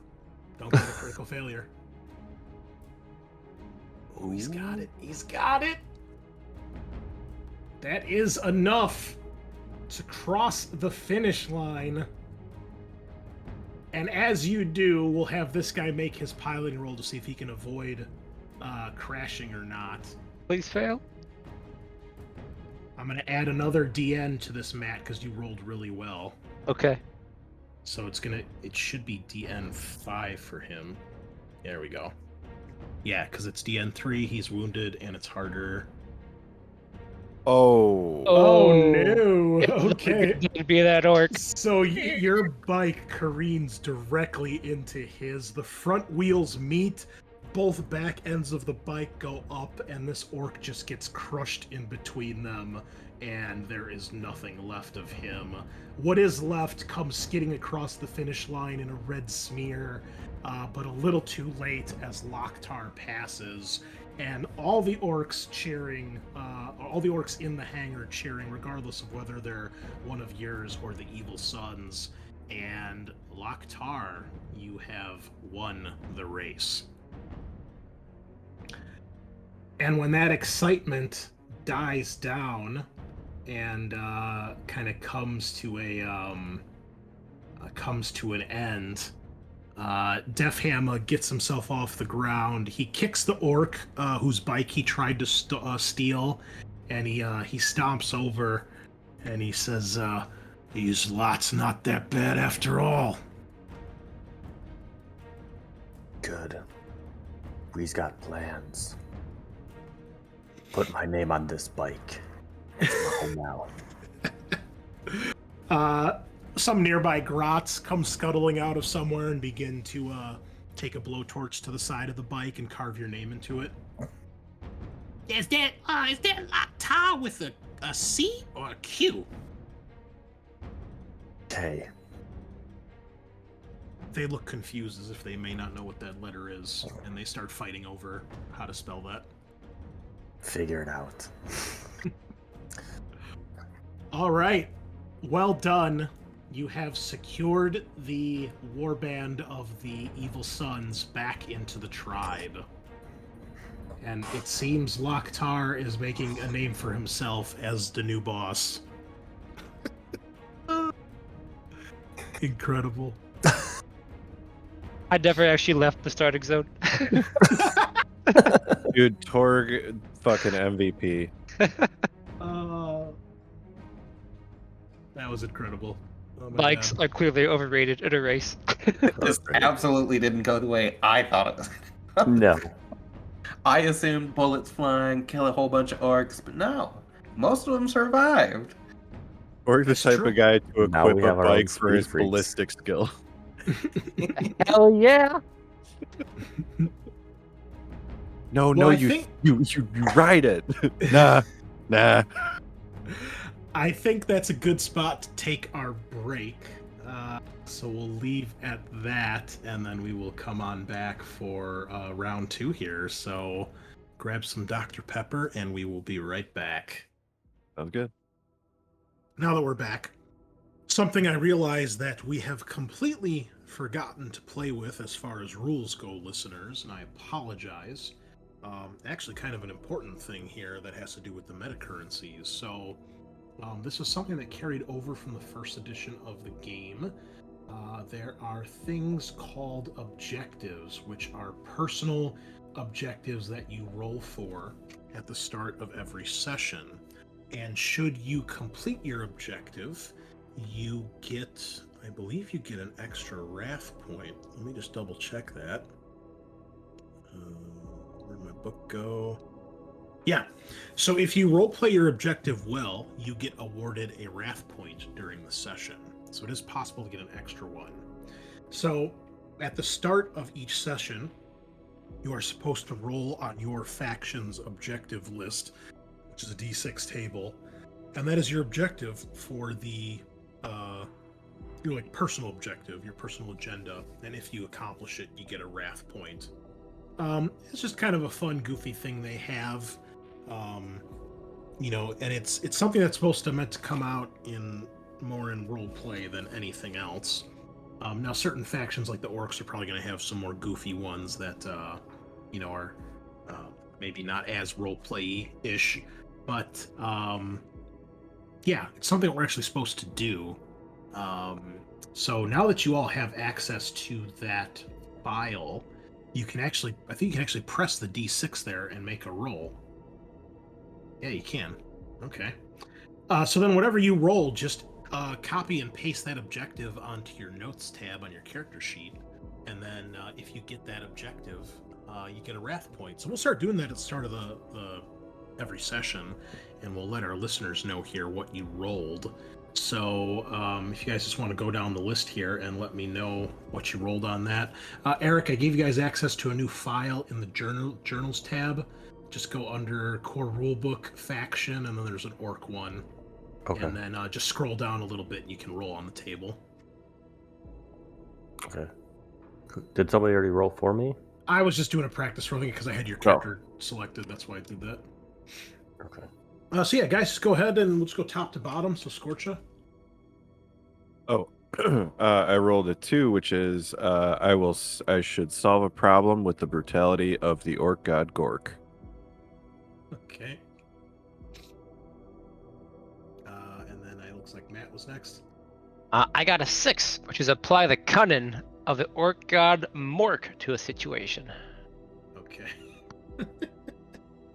And Peppa. Faces covered. I rolled a 3, so demonstrate the wisdom of one of your clan's traditions. And Eric. Customize a piece of war gear. I'm pretty sure I customized my bike. That's true. In the laziest way possible. I think that would count. But yeah, normally we should roll for these at the beginning, and you'll get a wrath point if you accomplish them. And wow, that was interesting. Nobody rolled duplicates there. That's pretty cool. Okay. Well, with that being said, we shall pick it up from there. So, you've gotten the evil sons to rejoin the tribe. You have control of the hangar bay now and access to your shuttle again, which is good. So what is next on the list? I think our group needs to determine our plan. Well, I will tell you this much, Lokhtar. Pretty much most of the evil sons are kind of looking at you as the new boss, since Def Hamma has kind of deferred and held to his agreement here. You've impressed him enough where he, he's impressed. He was beaten in a race by another orc, and on top of that, it was a blood axe. So he's he certainly thinks that you're tough enough to have that title, so to speak. All right, boys. Get these machines running again. We've got a fight's coming. I'm gonna call on you. Well, you's got it, boss. We's on it. And then I'm gonna take our group and head out. Let's go. Okay. Where do you go? What do you do?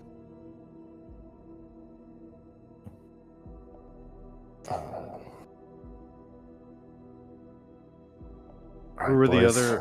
Let's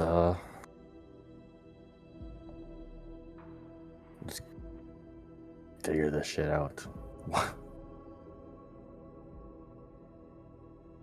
Well, I say we just go down the line and keep getting them. Yeah, just assert dominance. We gotta reunite the ship under our banner. And, Is I some of boss them, now? maybe we can bribe them. I mean, you killed the lady.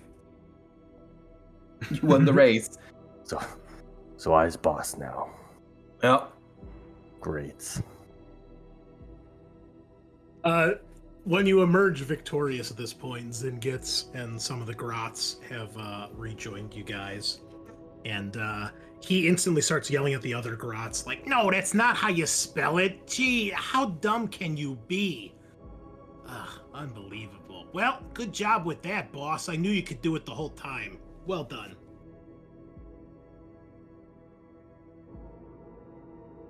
All right, Zingitz. Who's next? What else is... There's still Mulgrim. He decided that he's the chosen one. So my guess is you're probably going to have to bash his head in. My boys say that he's probably building something up there near the shield emitters. He controls the shields at this point, which we need for the ship. So that's important. Steel Spitter and his mob are up in the bridge. I don't think you're going to be bribing them. That's probably going to come down to a fight. I mean, they's all knobs, and they got all the rogue trader stuff. So, yeah, you maybe get a few more bodies before we head back up there. I mean, unless Head Hacker wants to take on that crazy ray gun again. I mean, by all means, but which he should, because he should take the shot for you, and then you can get in close and give him the old 1-2 like you did to Casadora. But maybe check around the ship a little bit more. I don't know much about the other warband yet. I mean, we could put out some feelers if you want me to find out more, or maybe you could sneak over there like we did last time and see what we can find. Put out some feelers. Looks like I gotta start the convo, or looks like I gotta talk to Big Mac. All right. Well, I know he's up somewhere towards the front of the ship, so let me tell the boys what to do here. And I'll make a private roll here to see what I get. Let's see.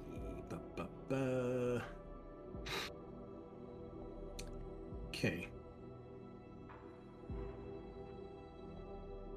All right. Do you wait for him to get you information? Are you guys heading right out to go try to deal with Mulgrim? Or do you want to find out what Zingitz finds out first?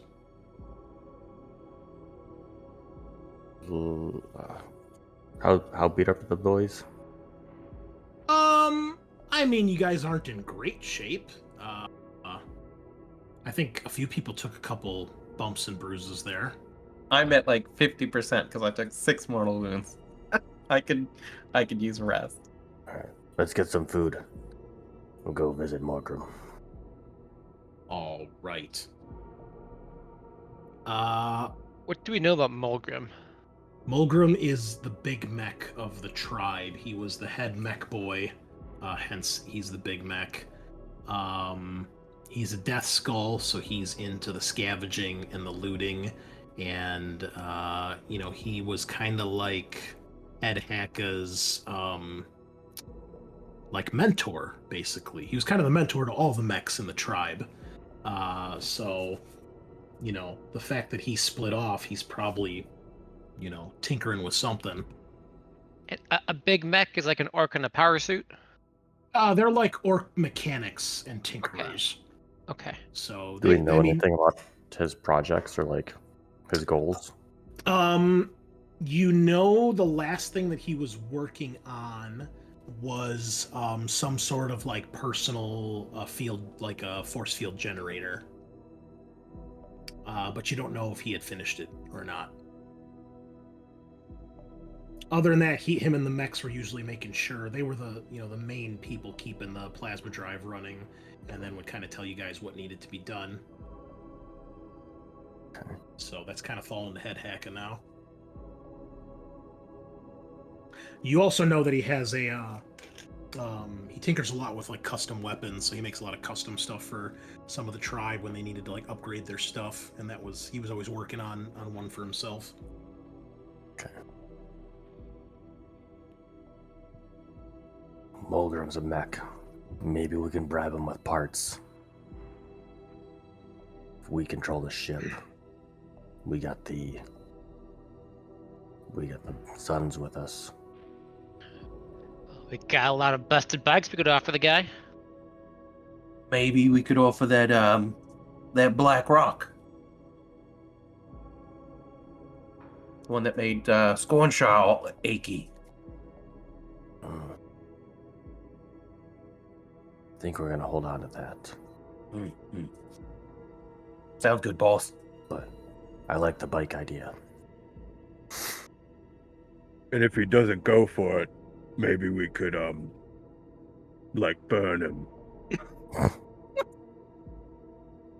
Or pepper him with bullets. Blow him I up. like that too, yeah. These all sound like great ideas. Good job. Gorge is just nodding vigorously. Yeah, don't ever change. Easy to please. Oh, amazing. Get some grub. I'm waiting for Zingits. All right, let's look up resting really quick. It's been a while. If anybody wants to help me here, that would be great. I can heal someone during a rest. I will have to check to see if it's on the. It was called myself. rest and respite, but I don't know where it is in Foundry. Core rulebook rules. Resting. So Mork's Madboyz. It's under combat and resting. Oh, combat. There we go. Wonderful. Resting. Okay, so this would be a regroup right now, because you're just waiting for Zingits to get back. If you have a Medicae roll, you can heal a single character during a regroup, and they regain wounds equal to your Medicae dice pool. Oh, so they can heal quite a bit if you pass.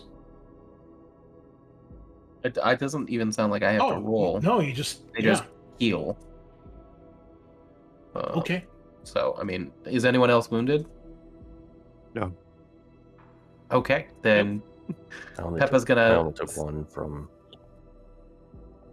Oh, I can heal you with a regular Medicae. But Peppa will just start stitching himself up, yeah. Okay, so you get wounds equal to your full dice pool. Yeah, so that's 9. Wow. Back I mean, to full, baby. I appreciate the simplicity, Cubicle 7. Not gonna lie. Yeah. I don't hate it. Fuck it, you just get 9 wounds back here. Go race more bikes. Hey, that's fun. That's what we do here. Oh, and then if you respite, which is your typical like 6 to 8 hour rest, you just fully heal. Oh, and your wrath resets to 2 when you do the full rest. Oh. Okay. Ooh. Okay, so that's nice. Interesting. But it resets to 2, so if you actually had 3 from accomplishing your objective, you would lose a wrath point. Right. So, okay. Well, yeah, everyone is more or less patched up for the most part. Eventually, Zingits does return with some of his boys. And I'm going to put a new token over here towards the front of the ship. He says, all right, boss, we've got some news here. So it turns out the last warband, it's a knob by the name of Groznotz. And he's one of them old timers. He's one of them snake bites. They got a bunch of squigs and other beasts and critters over there. We could use some squigs. Do you know anything about his group? What they're doing? Yeah, well, most of them don't have much in the way of gear. You know, a couple choppers here and there and a couple sluggers. But you know how the old ones are. They like to stick to the old ways and sit around and, you know, recount the old glory days, as they say. But he's big. He looks pretty tough in a fight, as most of his boys are. Not sure what he might want. But you might be able to talk to him. Old timer wants a fight. Big one. Yeah, could be. Alright. Let's start with Mulgrim. Okay. So you guys make your way through the ship up towards the dorsal side of the ship, the top, and towards where the shield emitter section is. And you get to the area where Zingets points out that this is like his lab. So, you get to an area where you go through this big open archway, and you're kind of in like the outside of what looks like a workshop. There's a couple benches and tables here with random scrap. There is a single desk skull kind of scrounging around in some stuff. And then there is a set of double doors behind him. And actually, let me just move you guys to the map here. Okay, you guys should start off with nothing, right? Yep. You just have a black screen? Yep. Correct. Okay, good. Let me add your tokens here. So you come through this entryway, and there is a big set of double doors behind you guys that kind of swing open, kind of like if you were in like a factory or like a warehouse with like those big rubber stoppers at the bottom. Like if you're backing up a forklift through it, it's kind of like that. So they're not like locked, but they automatically swing shut when you go through them. And there we go. And then off to your right, there's another regular door that leads somewhere else. And yeah, this. Oh, hold on. I'm sorry. I need to change your visions really quick. You don't actually have vision on your token. Okay. Did that update yours, Sean? Yes. Okay, let me just do that for everybody then. Not gonna worry about light radius and all that shit. So just give me a second here, fellas. Yeah, so there's one guard, and he sees you guys coming. He's got a pair of goggles on, and he puts them up when you guys approach. And he grabs his weapon nearby. He's holding it just like, at ease. He doesn't instantly aim it at you guys, but obviously he's expecting trouble, so he kind of turns to the group of you as you guys approach. A couple grots here and there might skitter through the area. What you want? We're here to talk to Mulgrim. What for? We've got plans. Because I said so. And who's asking? Laktar, the new boss. He raises an eyebrow as if he doesn't believe that. You's the new boss. Just talk to Deathhammer. Sons are mine. I'm assuming you guys probably brought a couple shaft orcs with you, and probably got an evil son or two with you, kind of like, oh yeah, he's can race. This one's faster than any of them. Give me probably an intimidation here, I would assume. I'm gonna need to work on that skill. Yeah. I'm gonna check here if it's actually done with resolve. So hold on one second. Skills, intimidation. Oh, it's opposed with intimidation. Okay. I'm gonna say, because resolve's always gonna be so low. Do you want to? I was gonna say, do you want to push? Wrong game. Do you want to glory or wrath that? It's opposed. You have 2 successes. Yeah, can I do 2 glory? You can only do 1 glory per test. Alright, I'll do 1 glory. Okay, go ahead. Oof. You want to wrath it? Yeah. Alright, so roll 3d6. Oh, that's only 1. Oh, that was wrong. Yeah, do that again. If you press the button 3 times, it'll add 3d6s to that roll. There you go. Okay, so you've got 3. He doesn't back down, but he kind of shrugs his shoulders and he's like, yeah, we'll see about that. He says, wait here. And he goes through the door for a moment. You maybe see through it as it then slams shut. And you guys are sitting there for a moment. Do you guys do or say anything or just wait? Is there Just wait. anything? Is there anything in the area I can loot? You can take a look around, sure. Give me a Okay. What would it be? Investigation. Investigation.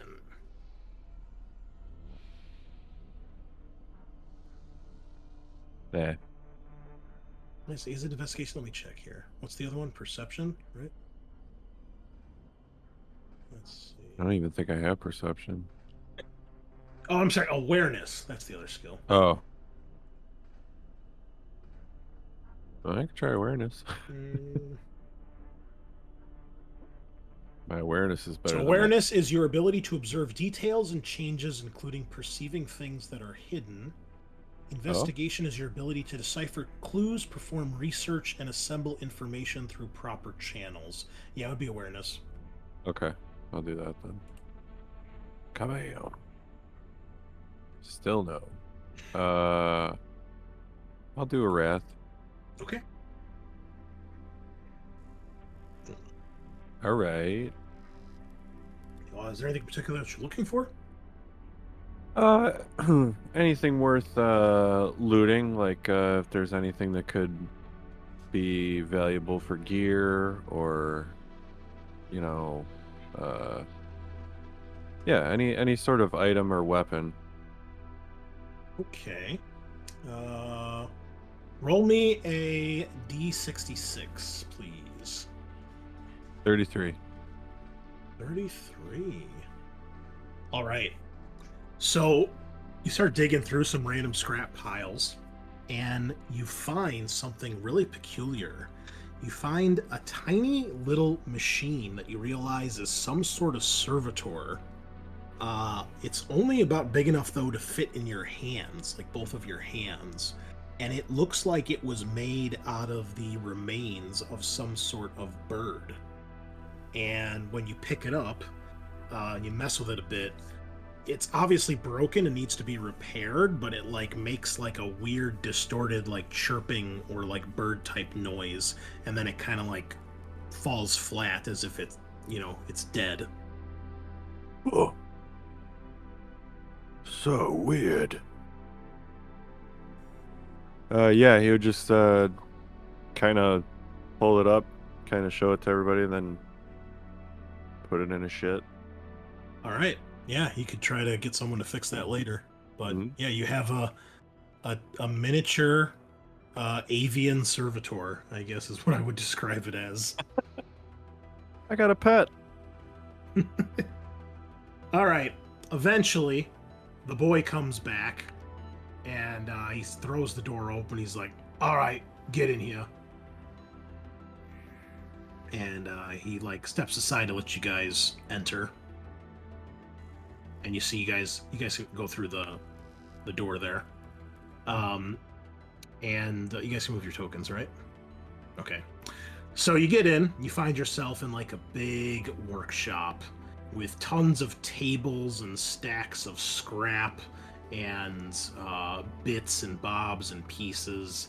And you see that there are a bunch of other death skulls in here doing some, you know, obviously working on projects. There's big generators here and there. You know, some of them have welding masks on and are working with blow torches and welding torches, cutting torches. All sorts of tech is going on in here. You see there's a couple things that kind of have that look of like a Tesla coil, and arcs of electricity and sparks kind of arc here and there. Lights flash on and off. You see some monitors that are flickering, some of them showing random things throughout the ship, some of them not working, and plenty of grots skittering here and there. Eventually, you see there's another set of double doors at the opposite end of the room, and much like the ones you just came through, they're kind of those warehouse doors. And eventually, one of them gets thrown open. You see a Grot struggling to hold it open, and you see Mulgrim come stomping out and starts to approach you guys, eventually meeting you guys up here. And he doesn't look much different, except he does look a little bit larger than when you last saw him. Again, this is what he more or less looks like. He does have the weird one-eyed, like, goggle thing over his head, and he does have some sort of weird, what is it? I have to check here. Let me check my notes really quick.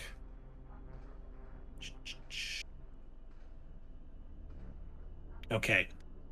So you do see he does actually have the backpack you see in the image here. So it's this weird metal thing slung on his back, and it's got a couple of these weird coils sticking up and out of it, and you can see beams of energy kind of bouncing and arcing between them, and they seem to form like a bit of a bubble around, kind of centered around wherever he walks. Any of you want to make a scholar or a tech test, you may recognize what this is. I'll try tech. Nope. Difficulty 3 for anybody who wants to roll. Ooh, Scorching with a Ooh, I got it. complication. Yeah. Okay. All right. I'll just take a point of ruin for that one. Torg, did you want to roll anything? I thought I did. Oh wait, never mind. I didn't push the actual button. I also pushed the button. Nope. Okay. Yeah, none of you are familiar with what that device is, but he comes stomping up, and he says, Oh, well, Scorcher got 3 successes, right? "Oh, he did? I'm sorry. Did he? I did. I just got a I'm sorry. I have Oh. my glasses off. I can't see shit. Okay. So Scorcha, you recognize that as what orcs often refer to as a, hold on, I just made my glasses worse. Not great. It is referred to as a custom force field projector. And it's exactly what it sounds like. It forms a force field to protect any orcs in the bubble from oncoming attacks. And you know that mechs that have that are usually a little bit more serious, and usually a little bit more along with their craft. So clearly, being the big mech, he knows how to make a few things like this. But he sees you guys approach, stomps over to you. Well, if it isn't Ironjaw's boys, back from with their tails between their legs.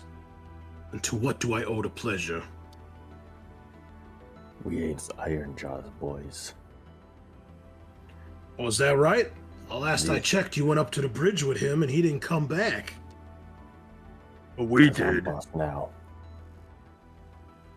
What? Say that again? I's boss now.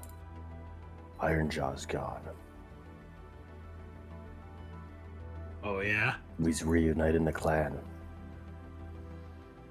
What's that got to do with me?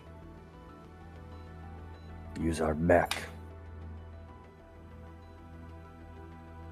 I He's ain't got- nobody's mech anymore.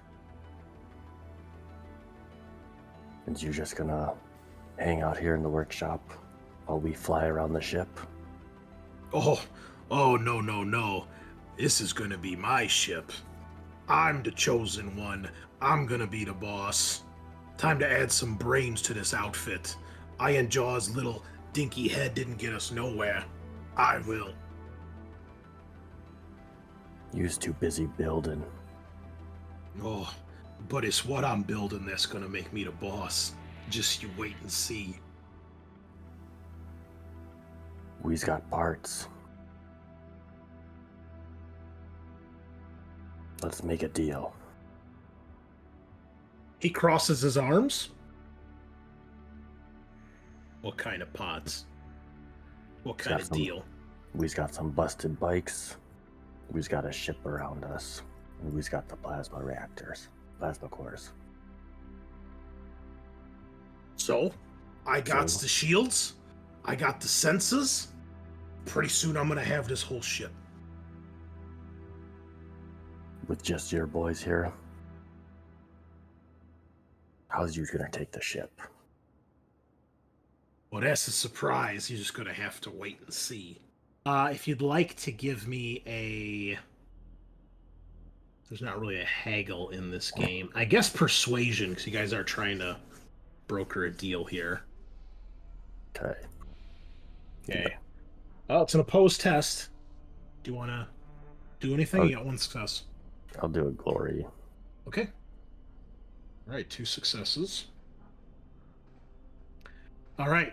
Well, Mulgrim did not get 2 successes, and he rolled a complication. So he sits for a moment, kind of looking you up and down, and he says, "So you're gonna give me these parts? What do you want from me?" We just wants you to be ready for a fight. Ready when we call on you. And who's we gonna fight? We's gonna take the ship. I's reuniting the clan, and we're gonna take this ship on a wah. You see, he's kind of like sucking on his teeth. You know, he like rolls his tongue over his front fangs. Give me another persuasion. You can have a bonus die on this. Use another glory. Yeah. Okay, you guys still got 2. Oof. You want a wrath? Yeah, I'll use my wrath. You have any left? 1. Okay, reroll all 3. One at a time. You're that guy who rolls his leadership dice one at a time. No. Oh, that was really bad. Oh, that was Well, last awful. time it added them all together, so I was trying to like show them all. Oh yeah. Well, what happens if? Let me see what happens if I just roll 3d6. How does it do it? Oh yeah. What you need to do though, if you do that, Eric, if you click in the chat bar where it actually says 3d6, it'll give you a drop-down menu. It'll show you the individual rolls. Oh, okay. So in that case, I rolled a 5, a 3, and a 2. Oh, So, okay. Yeah, that's how that works. Okay. You have 1 success. He did beat you. He only had 2 though. He's like clearly scratching his head a bit and contemplating. He's like, he's gonna need to do a little better than give me some spare bike parts.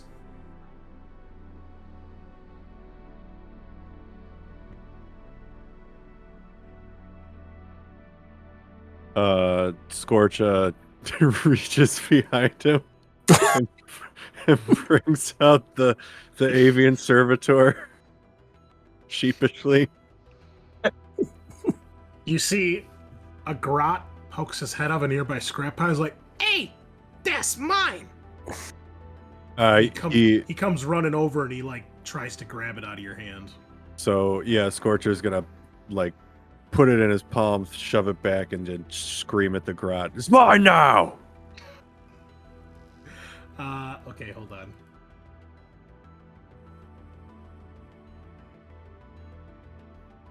Okay, the grot does manage to grab onto it, and you like lift him up as he's like hanging in the air.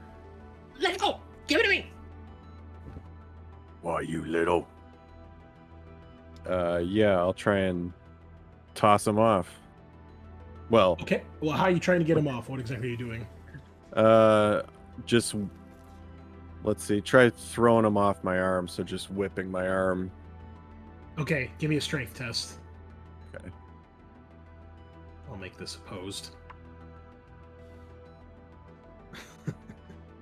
Uh-oh. Ooh, you do I passed. have double sixes and a complication. Yeah. Okay. All right. Okay, so here's what happens. You beat him for sure. He had 0 successes. Oh, he rolled a critic. Oh, he rolled a critical failure as well, or a camp complication. So, you like flick your wrist, right? And the grot goes flying across the room, and like lands and gets impaled on a nearby piece of scrap. And as he dies, you see he's reaching his hands out like, my bird, no.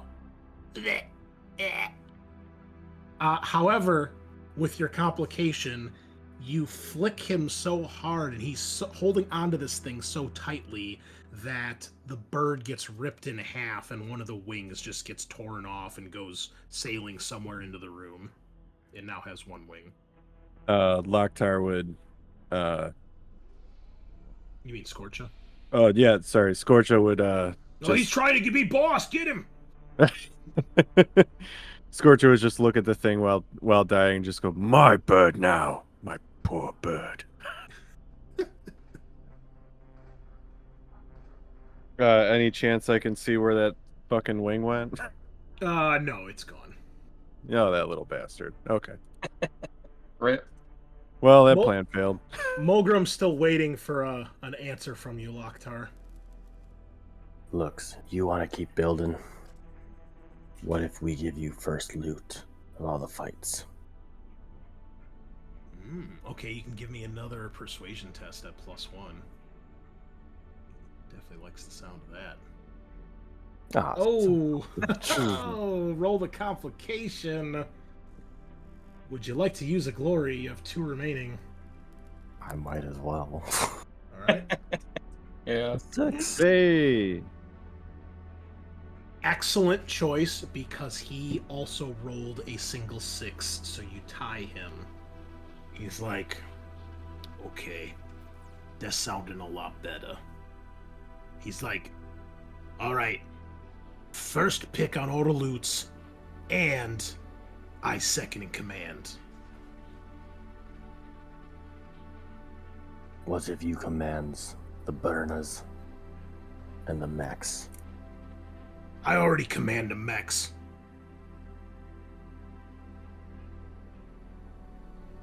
I look to my group and see if there's any. Pepper shrugs his shoulders. Any disagreements. Scorcha kind of bristles up, but looks to you for your final say.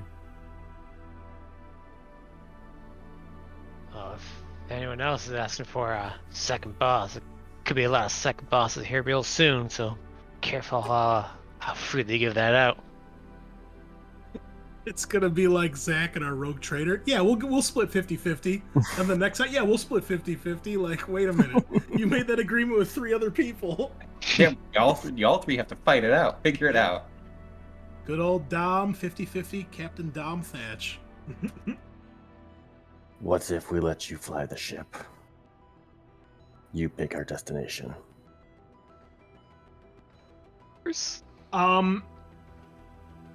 He would normally accept that, but assuming you guys get command of the ship, I want you guys to be picking where you guys are gonna go. So I'll break immersion here for a moment, take that off the table. But flying the ship,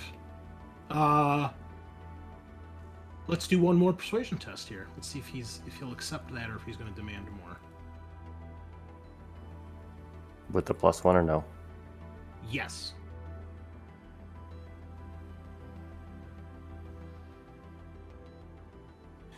All right. Well, he thinks for a long moment. He did get a complication on his, and ultimately he decides maybe he shouldn't push his luck anymore here, and he says, fine. First pick of the loot, and I flies the ship. And I command all the burners, all the mechs. Goods. We's getting the tribes together. Well, you just send word then when you're ready. We're gonna keep building. Good. We've got a fight's coming. And we're gonna need it. And as you guys turn to leave, he looks you up and down, Scorcha, and he says, I'll be seeing you again real soon. Scorcha would kind of return the stare, and then slowly turn back and follow Locktar out. Before leaving, I'll turn to Mulgrim and say, "So, what are you building, and does it explode?" Oh, we building lots of things, and yeah, they's gonna explode, they's gonna teleport, they's gonna blow up, they's gonna burn, they's gonna fly, they's gonna go real fast, they's gonna put us into the warp, always going everywhere. Oh, can you show me the explodey ones? I want to take a look. Says, no, it's not ready, it's a surprise. But it explodes. Get I out of wanna my see it. lab! Get out! Fine.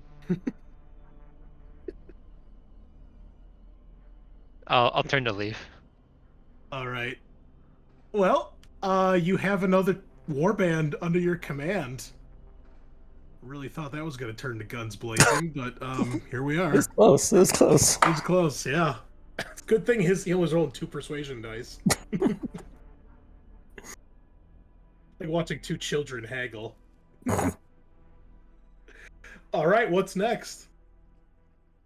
Is what the boneheads left, and the guys up in the bridge with what's that guy's name? The snake bites. Steel Spitter. And then Steel Spitter, the knobs. Snake bites with the bonehead ogrins. No, the Ogrins are just wandering around. They're not really. Oh, They're not one of the warbands. We're just worried about the warbands right now of the orcs. okay. Sorry, I realized the fucking music. Hold on. The music was all on repeat here. Got a whole playlist to try. Okay. What is next, War Boss or Boss Loktar? Not War Boss yet. All right, boys. Who's next? Got the snake bites. And then the knobs. Yeah, we might as well go for the snake bites first and just bum rush the knobs with everybody. Okay. Yeah.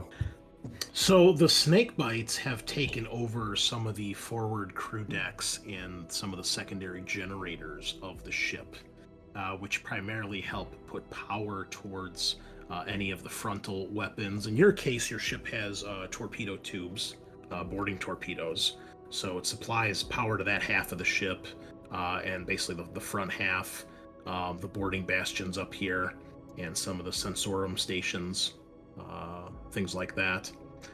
When you get there, you discover they have basically turned this thing into like little orky shanty town, with complete with really shitty, rickety like picket fences that are all made out of like iron and metal, crooked, of course, with pieces hanging off, and crude signs that like point to various places in the quote unquote village, with very simple orc names.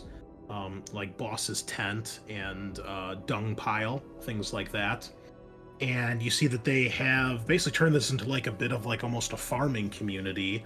There are a lot of runt herders here that are basically controlling mobs of Gretchen and Snotlings, which are doing various things such as growing more food, cleaning the refuse piles, and herding the squigs. And you see many pens filled with squigs of various sizes and shapes. And you see that somehow, you're not sure how, because you don't remember having any of these, but somehow there's even a couple boars here that they would use for riding.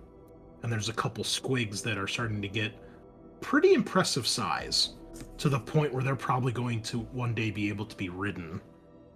But you see various squigs being used for food, for trading, as pets, for racing, and everything in between. And it is very, very low tech. It is unlike anything that you guys have around back in the plasma drive room. And other than the fact that it's on a starship, there's not much to indicate any sort of progression past like basic primitive like Stone Age technology. And eventually, you know, I assume you guys do something similar where you wanna meet with him. Is that the plan, Loktar? Yeah, meet with Grosnot. Okay. I'm not sure if I shared his art with you, but this is the orc that you end up seeing. He's wearing mostly just scraps, leathers, lots of teeth hanging from necklaces and trophies. He has just basic like orc clothes on, tattered tunic. The only real tech thing he has is a very primitive looking gun, which has been made to look even more primitive with a couple bones and tusks on it. His choppa is, the bare minimum of what a choppa would be, and the only real other metal on him is like a single shoulder pad or shoulder plate. And it's got some war paint on him, as do some of the other orcs here. Mostly they're dressed in like browns and kind of drab reds and yellows. And he approaches, and he is a pretty big-sized orc. He is definitely a knob. Not quite as big as Iron Jaws, but definitely looks like he knows how to fight. He's got a couple scars and broken teeth, and definitely looks like the type of orc that's been through the grinder a few times. And a lot of the other orcs surround you guys as this meeting goes down. And he looks you all up and down, and he says, "So you's the one us been uniting the tribe, huh?" That's right. We's gonna go searching for a fight. And what, you think you're gonna come here and make me lick the boot too? We don't lick boots. Then why's you here? We's here's. So we gonna call on you to fight. And we wants yous to. We knows you guys know a thing or two about a fight. You's old timers. You's got the squigs, the boars. We wants you in on this. And what makes you think we want to fight with you? What you gonna do without us? Hide out here? Well, maybe I turn this whole ship into a big old squig farm, and then we release a squigwa. How's that sound? Sounds like dinner. A couple of the nearby orcs laugh at that. We's got Mulgrim, Deathhammer. We have You got the rules. You got the speedy boys, and you got tech boys. Now you need the old boys. He gives you a big, toothy grin. He says, "Me and my lads ain't gonna follow no ones who's ain't strong enough to lead." And he says, "You and me, boss, one-on-one." And you see a lot of the orcs getting really amped up for some Fight Club shit that's about to go down. You's on. Oh, okay. All right. You're gonna fight a knob 1v1? Good luck. What? Well, I'm I mean, he open to does have a void suggestions. saber. Yeah, Well, that, I mean, challenge him to a group fight. Your best versus our best, Like, Or you're put a candidate forward and I'll gladly get in there. What is this, Duralius? Your first best against our first best. I don't Is there anyone else? think we get to pick champions. yeah, just his 5 versus us 5. Fucking do it. I mean, you do have a void saber, so you might actually kill him. So, as everyone is getting really excited about this, he leads you guys towards the center of their village, and there's an area where there's a big old throne that's been built on top of a pile of junk and bones, where clearly he probably sits when he's yelling at the boys. and there's a very rudimentary ring that has been set up, basically just roped off with junk. Another one of these like rickety picket fences, and a bunch of the orcs start to gather around this, and he steps into the ring, and one of these nearby grots keeps the ring open with to let you get in. I guess I climb in. So it's kind of like a cattle door, so it like swings really wide. You don't have to climb over anything, and then he closes it behind you. I mean, it's only about like maybe chest high. So a lot of the other orcs are like kind of leaning on it, you know, with their arms, looking over it. But he starts to roll his shoulders, and you hear him crack in his neck, and then he gives his knuckles a big old crack, and you hear the tribe starts to chant and holla, and you see a couple grots taking bets and things like that. Zingitz is sitting up on Head Hacka's shoulder, and he looks down at you guys. He's like, you guys think this is a good idea? I mean, I know he's the boss and all, but that guy's pretty big. Not sure.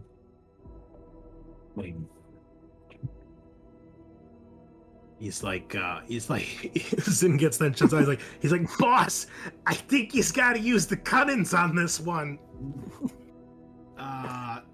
And yeah, we're gonna start a fight here. So let's end that combat. We'll start a new one.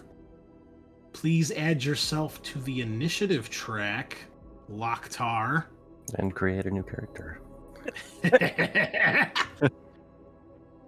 I guess And we could that's start how you working got on a- another character art. That's how you got a new. That's how you got a new boss. Oh, fuck, I didn't Ew. level up my cool either.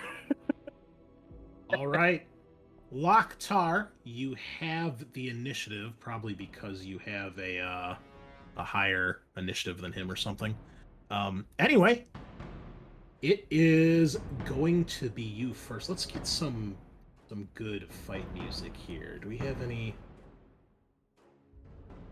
Oh, there's a song called Tribal War. This has got to be the one, right? All right, hopefully it doesn't suck. Oh, yeah. Drums? What is this, Resident Evil 5? I can't Oh. hear it. Oh, you guys hear the music? Ooh, I can hear yeah. it. Oh, there we go. I had to crank up the volume. Okay. Loktar, you are up. He does not have any of his weapons out. It looks like he's just ready to go fisticuffs with you. What do you do? Ooh. He does have his weapon on him, but he doesn't draw it. Not in his. Okay. Um, Well, I'm gonna. Yeah, he's got a big choppa strapped across his back, but he's not using it. Okay. Actually, you know what? No, he wouldn't have it on him. It's probably like leaned up against the wall or up by the throne or something. So he does have, bits of armor, but he doesn't have any weapons on him. Okay. I am then not gonna draw my sword yet. Okay. I'm gonna try and. So I will kind of like put up my fists Okay. and get ready to. Before I swing at him, so I'm gonna swing. Mhm. I'm gonna say, looks, we has 3 tribes already. We's headed out for a fight, and we know your boys are good. Let's get this together. We's always fight together, so we's orcs. And then I'm gonna swing on him. All right. So this will be weapon skill.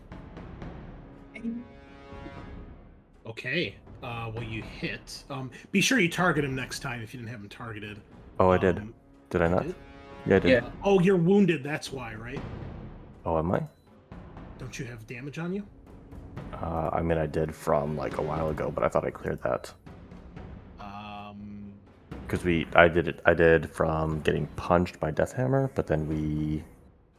Well, remember, you have to do a full rest, otherwise someone has to do well, you guys would have had a chance. I thought we did right after the Evil Sons, did we not? Yeah, but it's when you do the short rest, people can use the Medicaid check to try to heal you, and I think only Peppa has the Medicaid check, and he used it on himself because he was pretty fucked up.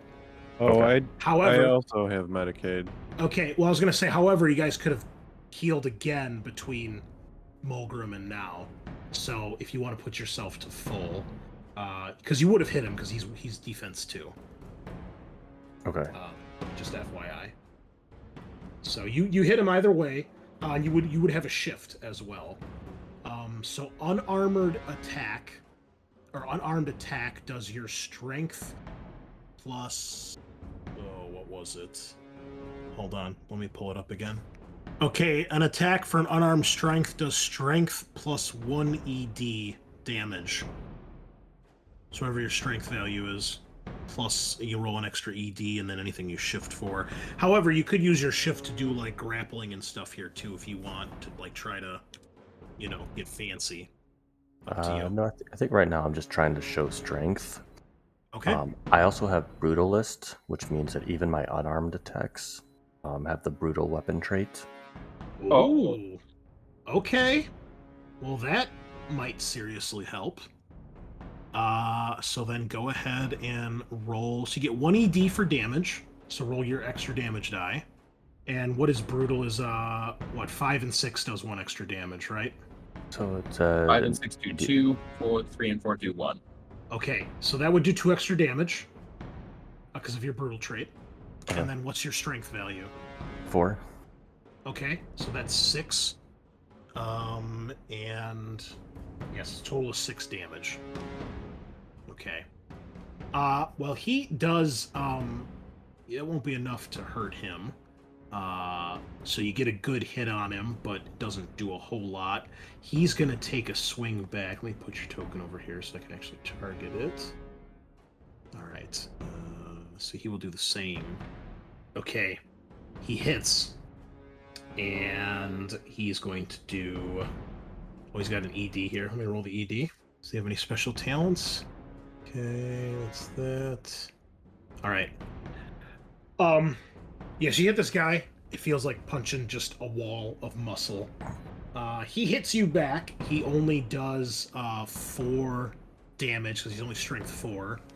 So since you guys can't really hurt each other, we'll do this. If you don't do enough damage, we'll just assume it starts to do shock damage instead. Tire you guys out. So you guys each take a point of shock damage as you're pummeling each other here. So in the prior version of Wrath and Glory, an attack that would normally do no damage, or is it at least like 1 point of damage, or at least like shock damage or something like that? At least that was a rule in the old system. In this one, if you equal their resilience, you do 1 point of shock. If you do less than their resilience, you normally don't do anything. Okay. But yeah, otherwise it doesn't make any sense because you guys would eventually knock each other out. So, okay, well, you're up, round 2. Lots of cheering. People are obviously impressed that you're fighting, and a lot of people are betting on Groznotz right now. But yeah, he doesn't hit as bad as he looks like he can take a punch. Nice hit. He gives you a grin. You just want to be fighting orcs, or you want to get down planet side? Okay, again, another hit. He takes a swing back. Ooh, he's got a critical. Ooh. And he's got a shift. So that'll be 2 ED for damage. So he does 5 points of damage, and then his critical. Why don't I have a chance to roll a critical here? All right, I guess I got to do it on the tables. Here we go. Oh, it's added to the glory pill.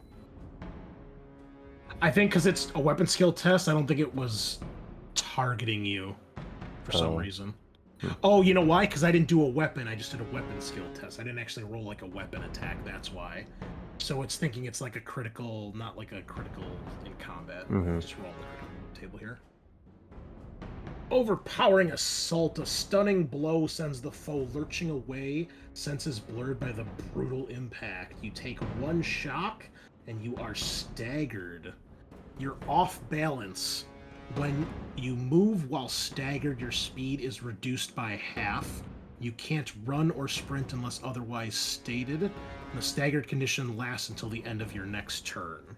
Okay, well that won't be too bad here, but you take a total of 2 shock as he gets a good punch on you. I hear a lot of talking. You better start swinging. You hear Zingits from the side. He's like, boss, the talking ain't doing it. Do something else. All right, I'm gonna draw my saber.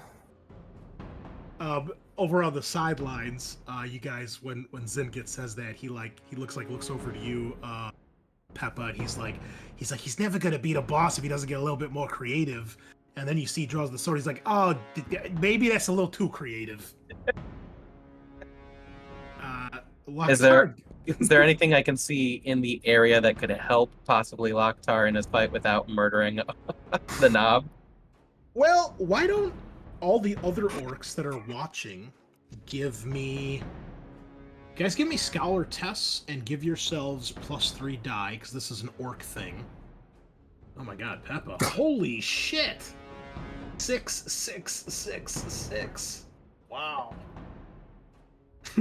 So I'll shift twice for one's for information and one's for speed. Okay. And my complication is physical mishap. Okay. Did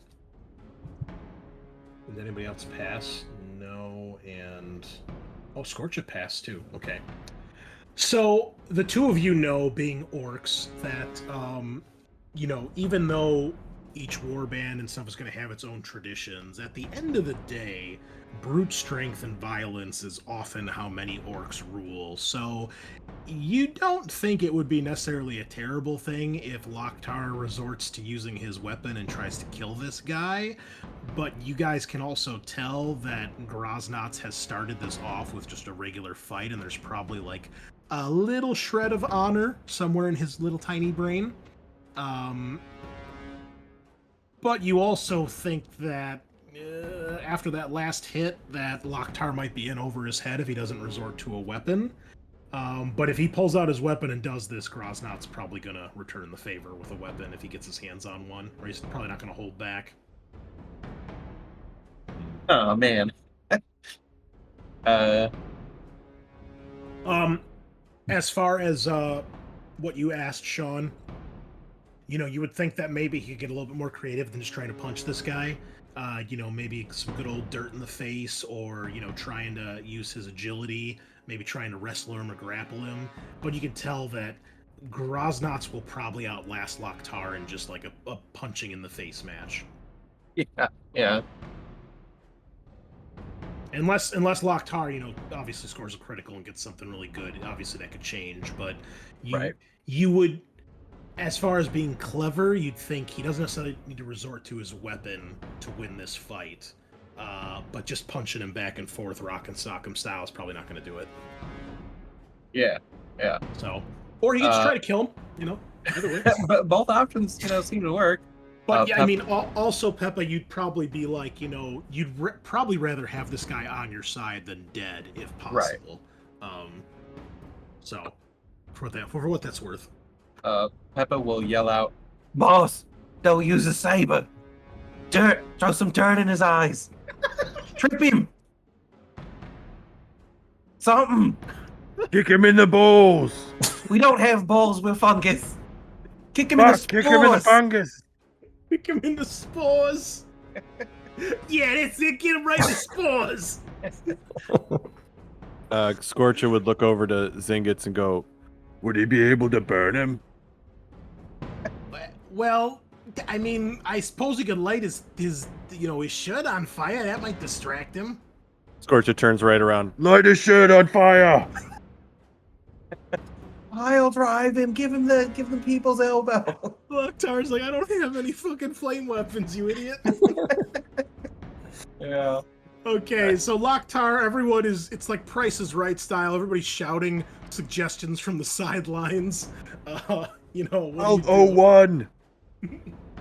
I am going to look around in my surroundings. Is there anything I notice of use?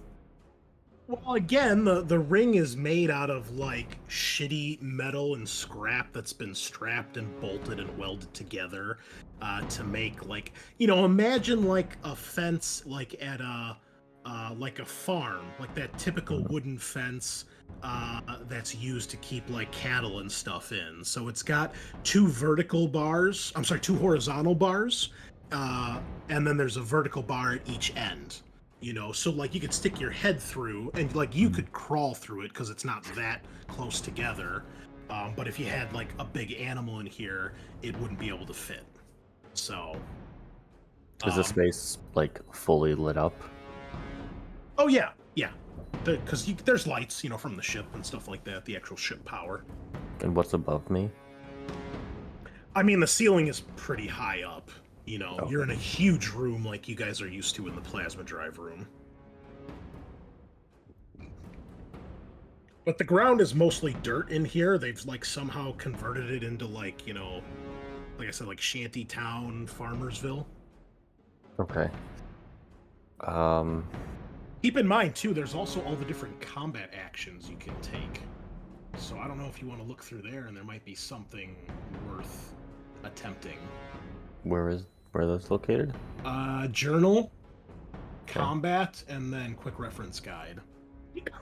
For example, interaction attack. I don't know if that's helpful in this edition.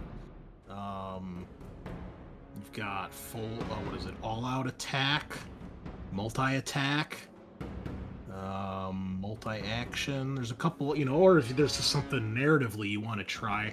Also, I know you've used all your wrath, but something, another thing we don't really remember often in this game, you can spend a wrath point to make some sort of narrative declaration to try to change the scene. So I know you're out of wrath, but your friends might be able to help you with that as well, to kind of change something in the scene. So keep that in mind. There's more than just swinging and punching. And if any of your sideline crew here want to throw in suggestions, by all means. Chris, would us haggling and with Mulgrim have been considered demonstrating the wisdom of one of your clan's traditions? What clan are you from? The money one. Bad Moons? Yeah. I think I could see that. I mean, trading money. Right. Yeah. Yeah. Okay. Loot, tech. Yeah, I think so. Sick. Okay. Yeah, so Eric, you might want to read interaction attacks. Those are kind of cool. You can do a variety. Yeah, I'm of trying to figure. different I'm things. reading that now. I'm trying to figure out what that does. So can I spend a point of wrath to suggest a change to scene? Yeah. What you got, man? So I would say that in their attempts to renovate this place like a low-tech area, they did a potentially shoddy job. There are potentially some exposed wires or power conduits that could be used to electrocute somebody. Oh yeah, absolutely. Yeah. Maybe they even tried to electrify the fence, and it only like electrified like one little section. Okay. That's Yeah, I'll go with that. glowing blue and slightly sparking now and then. So you do see that as well, Loktar. Okay. Could I try and? I guess what I'm gonna try and do is Pocket sand. I was like tackle them, Okay. All right. Well, like just kind of like burst into a sprint and like try and knock them to the ground, or like okay. into the wall or something. All right. We'll do an opposed strength test here. And if you win, then you can try to do something fancy. I'll just keep his rolls public here. What does it matter? Oof.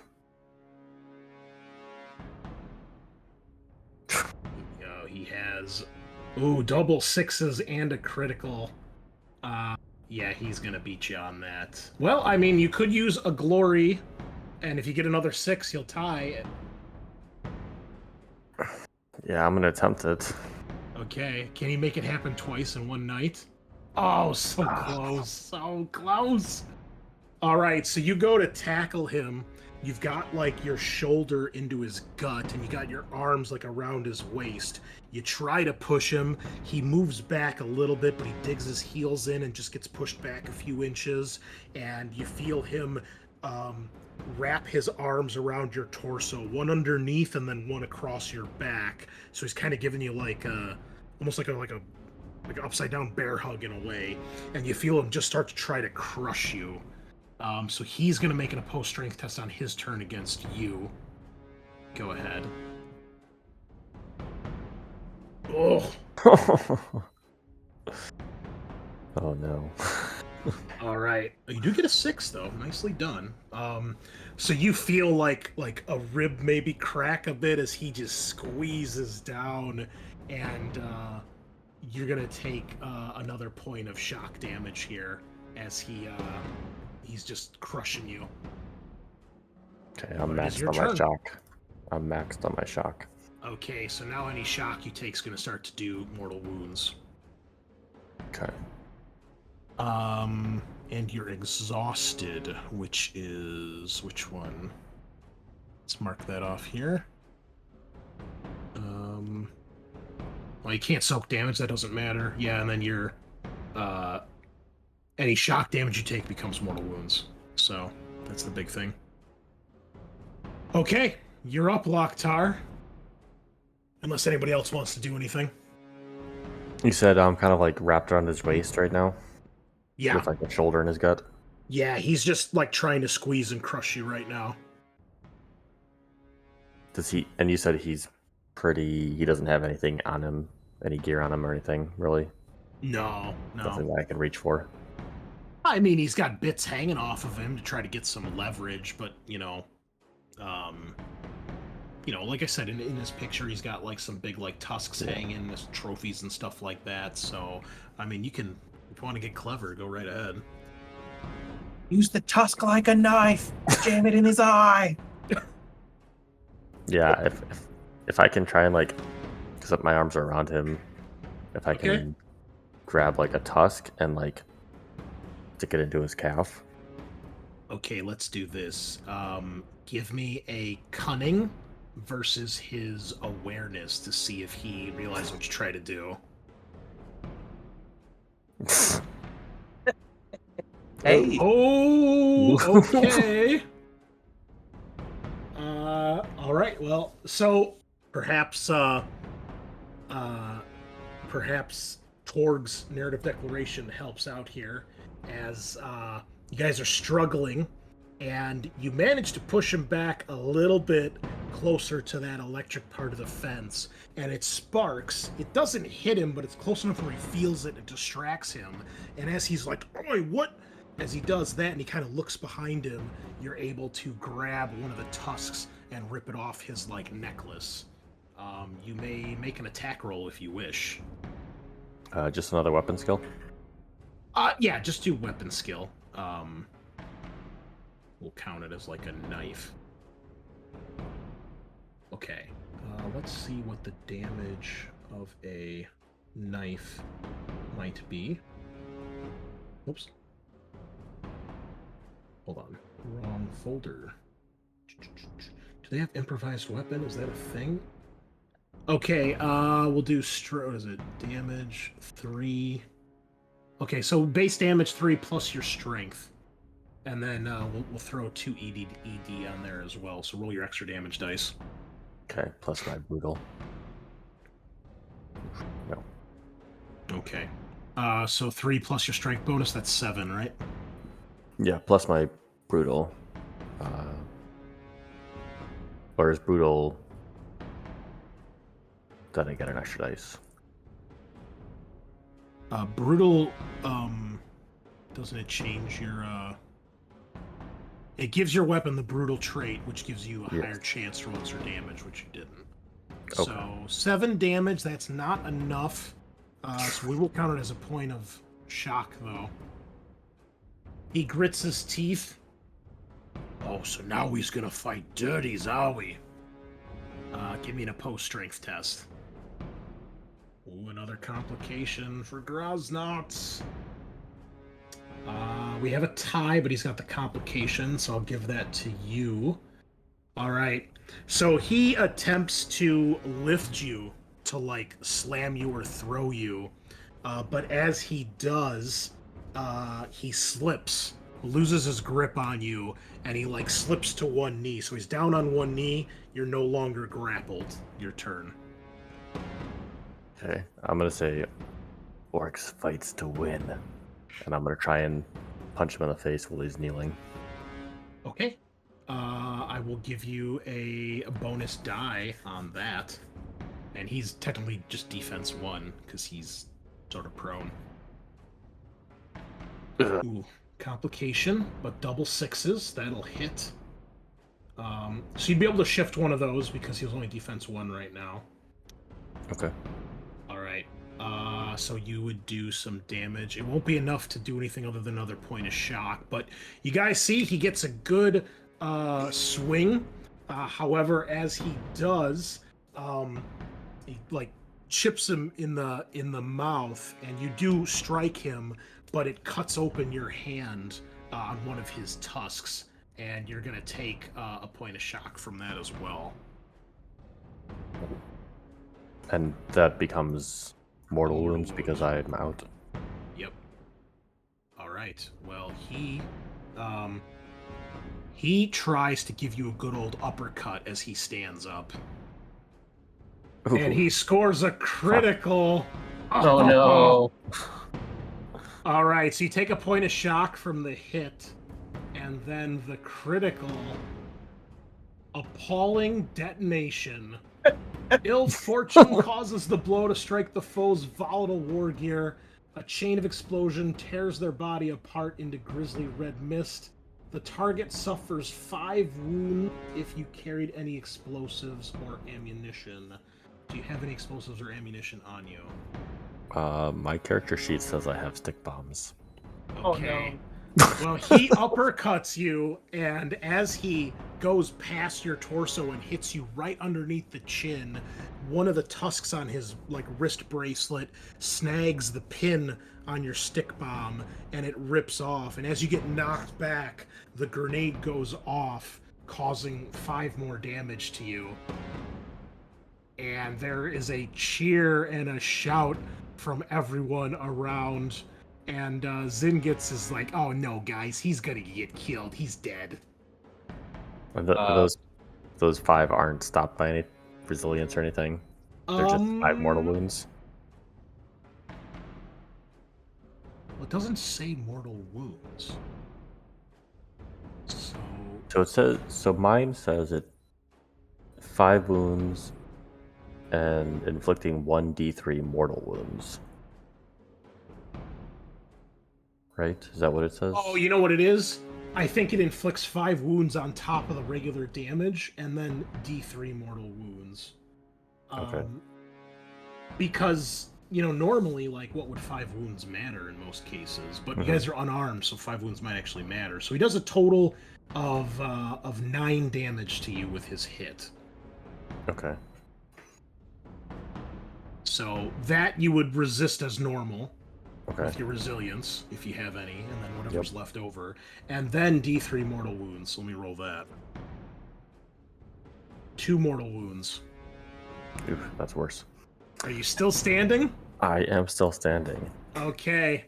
Does the stick bomb do a full radius of explosion? No, it's a narrative thing. It doesn't mean we roll for the stick bomb. It's just Okay. the 5 wounds and the mortal wounds is what it causes in the case of the critical. So, but I'll tell you what, if anybody wants to throw a wrath for a narrative declaration, I'll give you guys a bone here. Sure, I'll throw my wrath. All right. So I will say that since he punched you and that's what set off the bomb, that he will take the mortal wounds as well. So if you want to roll the D3, Eric, and see if that does any damage to him. Well, we'll do damage, obviously. Hey. There you go, 3 mortal wounds. He's finally wounded. Wow, rub it in. Woo! Woo! Yeah. Hey, that's, well, fine. Take the wrath back. He's not wounded. He's perfectly fine. Fuck you. Fuck you, players. You know what? You get nothing. You lose, good sir. Try to write a good story, and they just shit all over it. Okay, well, that was his go, so you are up. Okay, I need to think Into this through. round 6. I need to think this through a little bit more. Just kill him, boss. He's gonna be dead.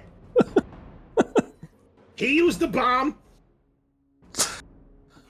Yeah, I mean, shit. If it looks bad, we're just gonna have to start killing boys in here. Yeah, Scorch is like vibrating in place, just like waiting to throw something. He's like the fucking Flash. Just All right, I don't have a choice now but to take out my void saber. Okay. So I'm gonna pull it out and those we using bombs now.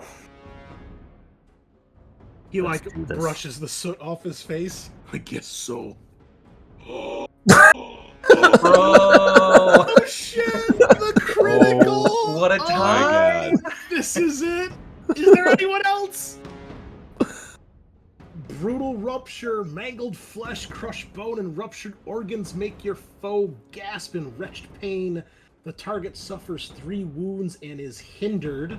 So roll your damage, because this adds to the damage.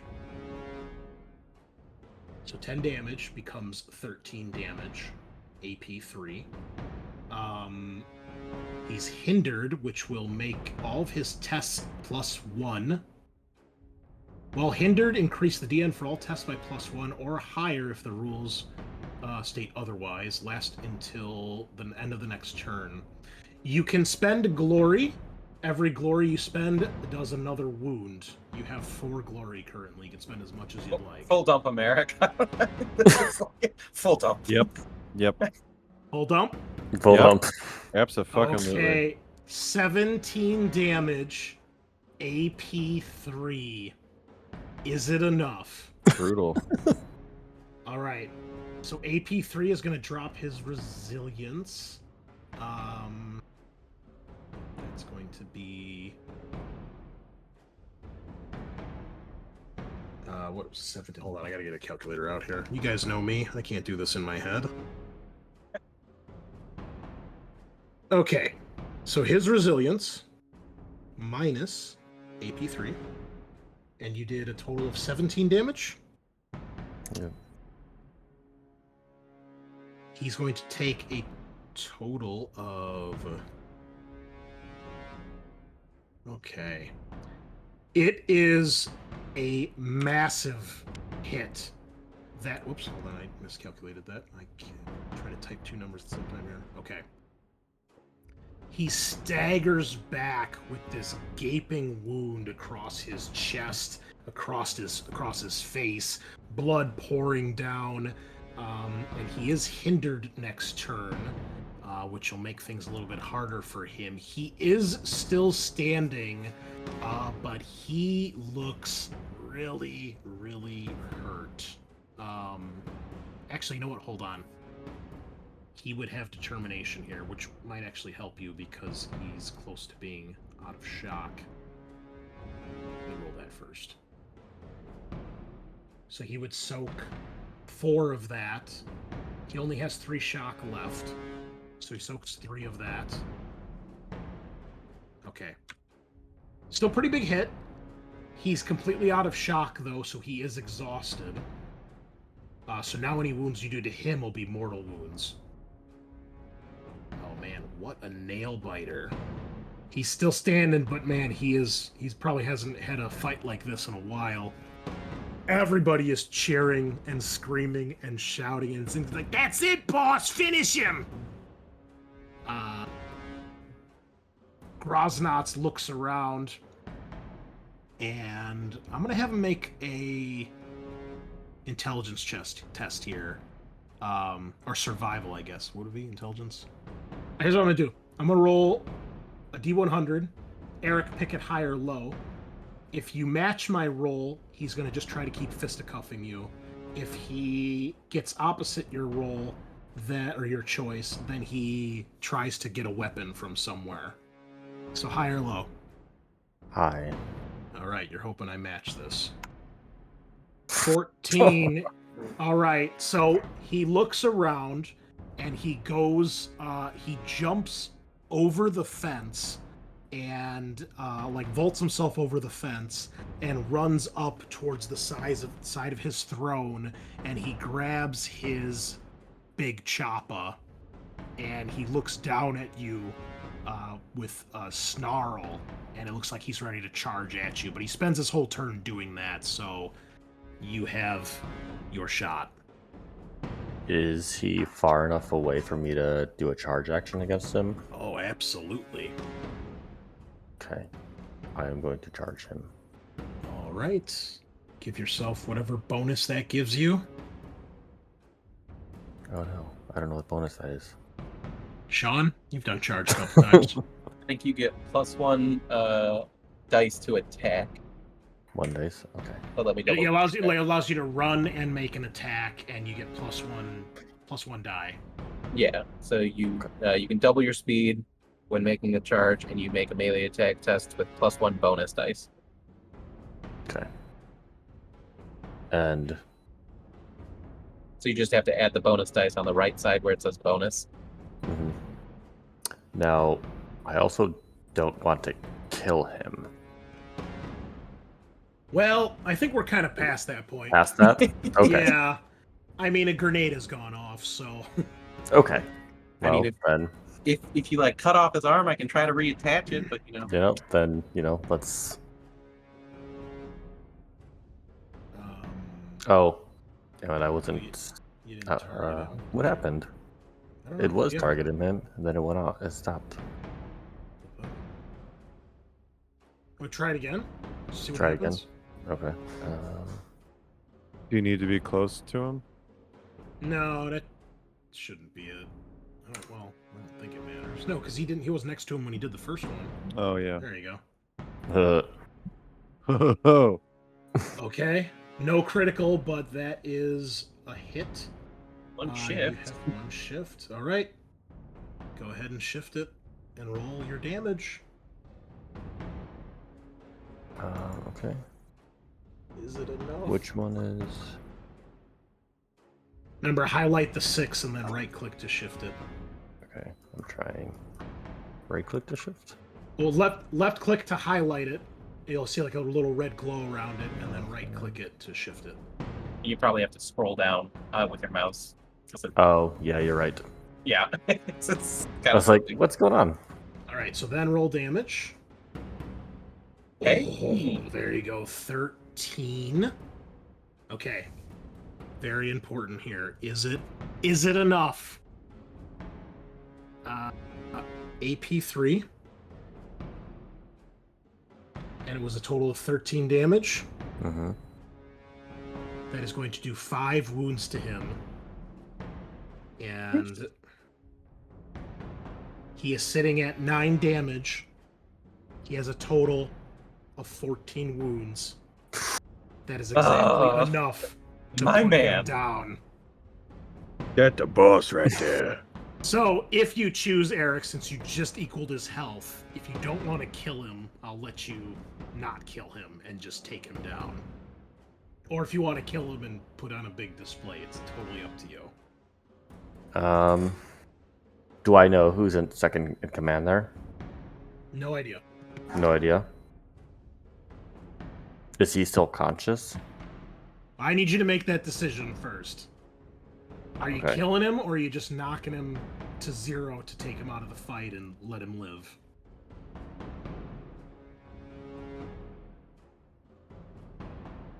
I'm gonna kill him. Okay. All right, no traumatic injury for him, because he's fucking dead. Bleh. All right, so Loktar, with one last burst of energy, you charge towards the fence. You leap off the fence like slow motion, like jumping up the little mound of shrapnel, and as he turns to like get ready with his big chop, you just drive the void saber through his chest. He collapses backward into the throne. The throne topples over backwards and slides down the hill with your sword still in his chest, and you replace the throne at the top of the scrap pile. And everybody loses their mind. A mighty wah echoes through the Vindication.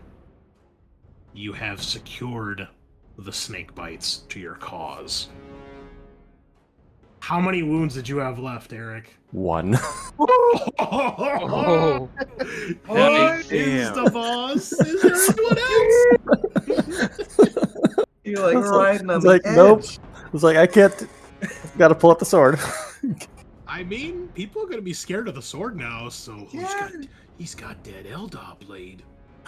that blade killed the rogue trader and now the big shit. knob. Boss killer Loktar. You know, that's what you should name the sword. Boss killer. Can I change the name on this? I think you can if you hit the little thought cloud in your gear, or the pencil. I think Yeah, that's it's it. the pencil, yeah. Yes. Oh my god! Amazing. Do it now. Oh, oof, my man. You were riding on the danger zone. Hey, an extra point of wrath for customizing another gear. Alright. Yeah. Oh, and then hold on. Let's just do a test roll with the weapon so we can see it. Boss killer! Yeah. Fuck yeah. Oh my god, that is fucking great. Well, with that, the snake bites quickly fall in line and are more than happy to follow you to battle, because clearly this whole blood axe tactics thing is working out, and they're like, yeah, sign me up. So, yeah, what's next? Just crossing them off the list here. Let's fucking take a break. We need a gonna go- minute to go gonna back. go pass and regroup. out. Take for a this off. week. We just fucking lassoed all of the bosses in like 24 hours. You don't want to go for the achievement and try to win all the mini fights in one round of combat? Oh, I don't I think mean, the knobs are you know gonna be what? that easy. You're the only one that's wounded, so if we take a 1 hour break, I can give you 9 wounds back. It's true. It's true. But I feel like we want to, some wrath this next fight. I need to. I also Yeah. need.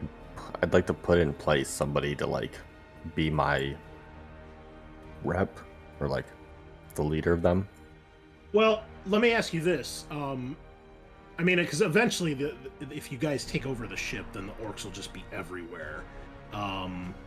But do you have these guys come back to the plasma drive, or you just let them chill here and be like, do your thing? We'll let you know when we're ready. Yeah. So kind of the same thing I've been doing with everybody else. Like prepare. Okay.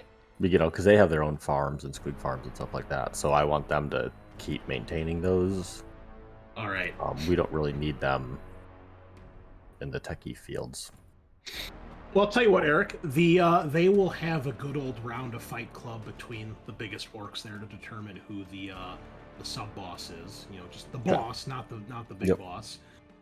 If you want to give me a name for next week, we can create another NPC to take that role. So, Okay. yeah, for sure. I love it. Great idea. Well, you guys return to the plasma drive, the plasma reactor, triumphant, with the name of Loktar on many orcs' lips, and the memory of Iron Jaws becoming a fading, distant thing of the past. Everybody give me a awareness test when you guys get back. Oh. I'm gonna re-roll that. Where am I? Fails. Everybody failed, man. Rip. Bless your heart. Oh, I passed. I re-rolled and passed. Okay. Scorcha, you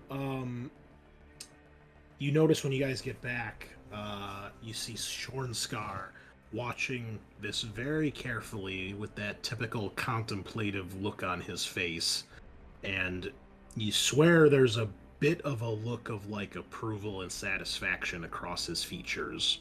But it doesn't seem like anyone else in your group notices. Everybody's kind of celebrating and shouting Mokhtar's name.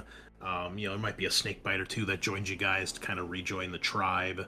But yeah, you notice him like kind of standing off to the side as he usually is, just observing. And he's got a like you imagine it's like a look of approval or satisfaction, but it's hard to say. Hmm. Okay. Do you say anything to him or acknowledge him at all, or just keep chilling with the boys? Yeah, I'll go over to him, and Scorcha would say to him, Shornscar, would he be considered like kind of an old dude?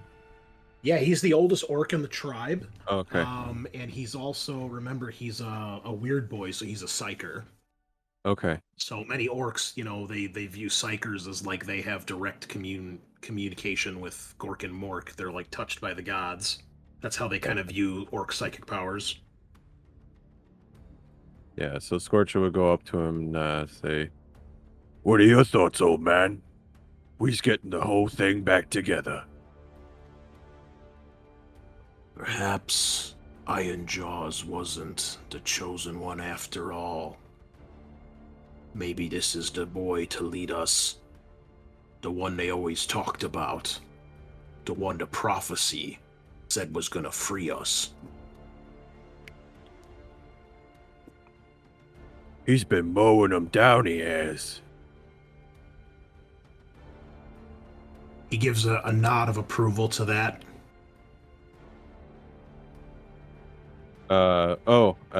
Scorcha would kind of stand upright for a second, like he just remembered something, and he would reach back and produce the one-winged bird, and puts it up in Shornscar's face and says, like, "What do you make of this?" He gives you a really like bristled look of annoyance, like, "What do I look like, a tech head? Go take that over to Head Hacker's lab. Looks like a bird with one wing." There's nothing spooky about it. He looks it up and down, and he just kind of shakes his head. Oh, damn it. puts it right back. Yeah, he just wanted to see if there was anything special about it. No, it doesn't seem to be any psychic resonance. It's yeah, as far as you can tell, it's a servitor that's been made out of the corpse of a bird rather than the corpse of a person. Gotcha. Okay. Still yeah. weird. You've never seen anything like that before, but Yeah. Yeah, I think Scorcher would just mosey on back to Boyz then. okay. Well, there are many celebrations that evening as the tribe is quite excited about everything that's happening, and word of a new boss is emerging. You guys have some time to kind of decide what's going to happen next, and we'll probably end it after a short little conversation here. Excuse me, short conversation here. So, is there anything that any of you want to do once you're back? Or anything that you guys wish to discuss? What's with there's other Eldar on the ship, weren't there? Yeah, the Eldar were up in the Gellerfield generators. They helped during the initial prison break, but you guys haven't checked in on them since then. Okay. So they're still a thing. Potentially, yeah. Yeah. Plus the recruits. Yeah, they initially, Matt, they took out the Eldar that was on the Rogue Traders inner circle, and they brought him to the other Eldar, because when they approached the Eldar to make an alliance, they said, bring us her Eldar. Apparently he like sold them out or something, and that's why they were like in slavery. So they caught him off guard, and they took him out, and that's where they got the Void Saber from. Gotcha. So that was He his almost weapon. killed us. Oh yeah, he Yeah. was Yep. badass. But so yeah, they gave him over, and then the Eldari agreed to help with the initial prison break.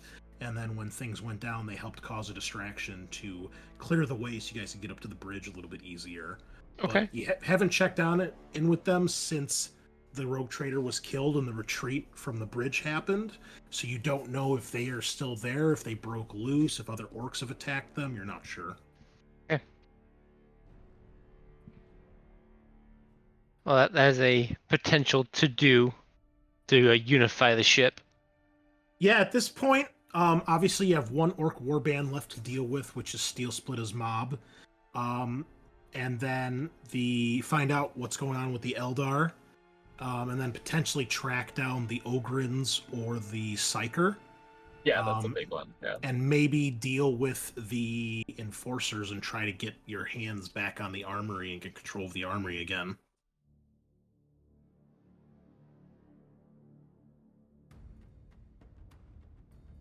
I think trying to get as many assets as possible for going for the bridge is the right move. Yeah. I'm just gonna say it. We're gonna need to kill Mogrim at some point. He's getting too big for his head. Need to instill Ed Hacker as the leader of the mechs, Scorcher as leader of the Scorchers. Makes sense. Simple as. Yeah, and then I can be the leader of the Grots. I thought you already was. Well, yeah, I mean, yeah, but some of them just don't understand that yet, so... Let's just go beat the shit out of him right now. Yeah, we gotta make it official, that's what I'm saying. Alright, hey, makes sense. Easy. Yeah, so what do we do next, boss? Yeah. What should we do? Where are we going? I mean, I think Torg here makes an excellent point that, the more assets we have, the better. And considering Steel Spitter and his boys got all the Rogue Traders toys, we might want to make sure that we got some more of our own if we're going to go back up there. Again, Head Hacker is free to jump in front of the Death Laser, as he rightfully should, if it tries to hit you. But if we're going to make him the head of the mechs, then, maybe we don't want that to happen. You're muted, Eric. We need weapons, tech. Needs to be able to put up a fight. You see And Zingitz is kind of rubbing his hands together eagerly, like, yes. And I need a rest. Yeah. You want us to go scout out the armory, see if we can get a little more of that intel. Let me know Yeah, who's yeah, gonna okay. who's gonna be a problem as we try and take the rest of the ship. All right. Well, let me make one more roll here before we call it a night, and I'll tell you what I find. Well, two more, because one I got to sneak, and then one I got to look. Yeah, crushing it. Okay.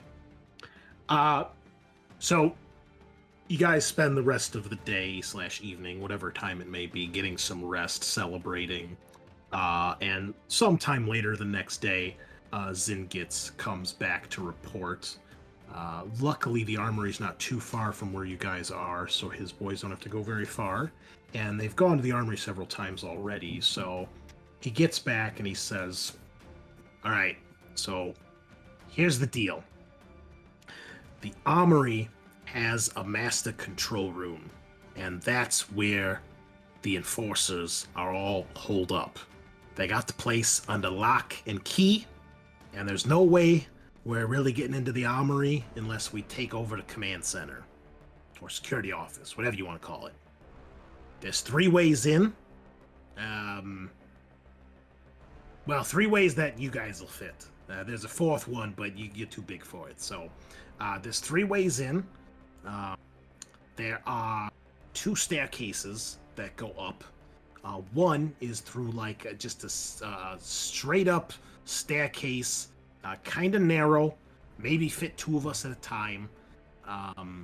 And that one's got a security camera that watches over that hallway. Just one way in, one way out. There's a second entrance that's on a landing to another staircase that goes up several flights throughout the ship, through a couple decks. There's a camera there too, but it's a little bit... the landing's a little bit bigger, and so is the staircase, so maybe it'll fit a few more people there. Now, I don't know the layout of that place inside. We found one of the grates to get in, but it's solid, so I can't see anything through it. I can only hear what's going on. There's a lot of beeps and bops and boops. And then there's another back door we found, and I think it goes into an office or something.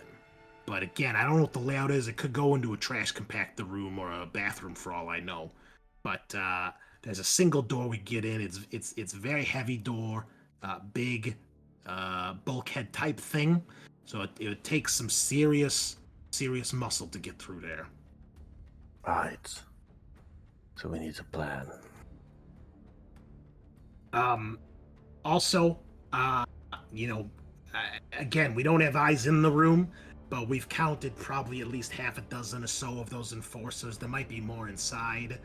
And definitely, there's one that's leading them. I think it's the captain of the enforcers, but I never heard his name. Most orcs are armed. We don't necessarily need the armory. Yet.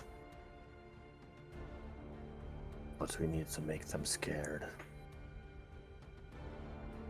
We need to pick them off as they come out. Oh, okay. We'll get to them.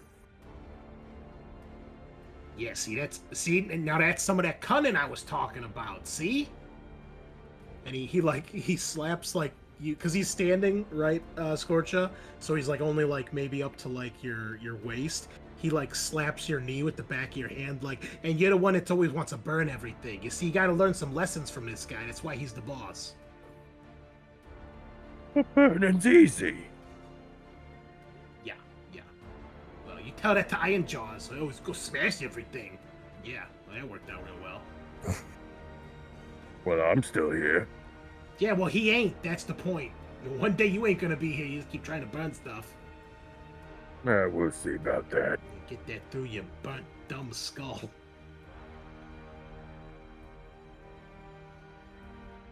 Anyway, okay, so what are we gonna do, boss? You want to pick them off one by one? How do we do that?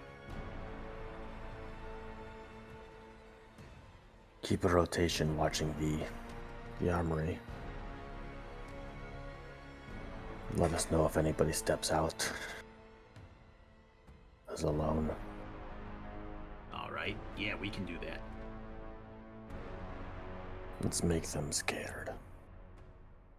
Yeah, I like that.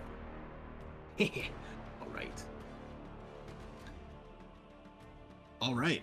Anything else that anyone wishes to do during this time? No. I'd try and get Head Hacka to get this bird running. Okay, yeah, we can have him do that next week because he'll be back. Yeah. So, all right. Do I need to have anybody like actually heal me? Or will I heal in No, time? we'll probably have time between when you do the next thing, so we can deal with that later too. If there's like a short, even just a short rest, he gets 9 when he's back from me. Yeah, so I think you'll be probably close to full, if not full at that point. Yep. All right. Yeah, you're fine. Okay. Okay. Well then, I guess we shall call it at that, ladies and gentlemen. And I think next week we're gonna find out if they have what it takes to take over the rest of the ship. So, great job tonight, guys. You made a ton of progress. A lot of shit happened tonight. And it seems like we finally have a new war boss in the making. Hey. Even more He straight exciting. up killed the fucking knob, so it sounds Thanks, like guys. it. Yeah. Thanks, Yeah. guys. See, Eric, we're just gonna keep putting you in leadership roles every time we play a game. First you were the witch hunter, now you got to be the boss. So, be I like prepared. I like being the hidden guy in the shadows. That's what's even more funny. It's the fucking blood axe boss. Like, where's the boss? Oh, there he is. Boss is out killing again. Yeah. And next This is time we tonight. play Alien, you're gonna be the captain or the captain of the fucking ship or the team. And then we're gonna play Vampire. You're gonna be the prince of the city. It's gonna be great. One thing after another. Ain't shit. Wonderful. Well, listeners, thank you. I hope you had as much fun as we did. This was definitely one of my favorite sessions so far. Really enjoyed the fucking race. That was a blast. Yeah, I liked that a lot. That was a good mix-up. Unexpected, but great. I thought that would take you guys by surprise. I'm glad the bolts didn't start flying right away. So You're strongly encouraging us to not kill each other, and it paid off. yeah, that was fun. I mean, if you want to kill everything, that's fine. But you do what you got to do. But thanks for leaning into the orc zaniness. So that's it, listeners. We'll be back next week. Head Hacker will be back. Matt, if you want to join us for one last session to get the ship under control, you're more than welcome to. Okay. And then hopefully you guys will have control of the ship and we can go a-sailing through the stars. Unless some other terrible thing happens. So join us next week, listeners. Same time, same place. You know the drill. And nighty-night.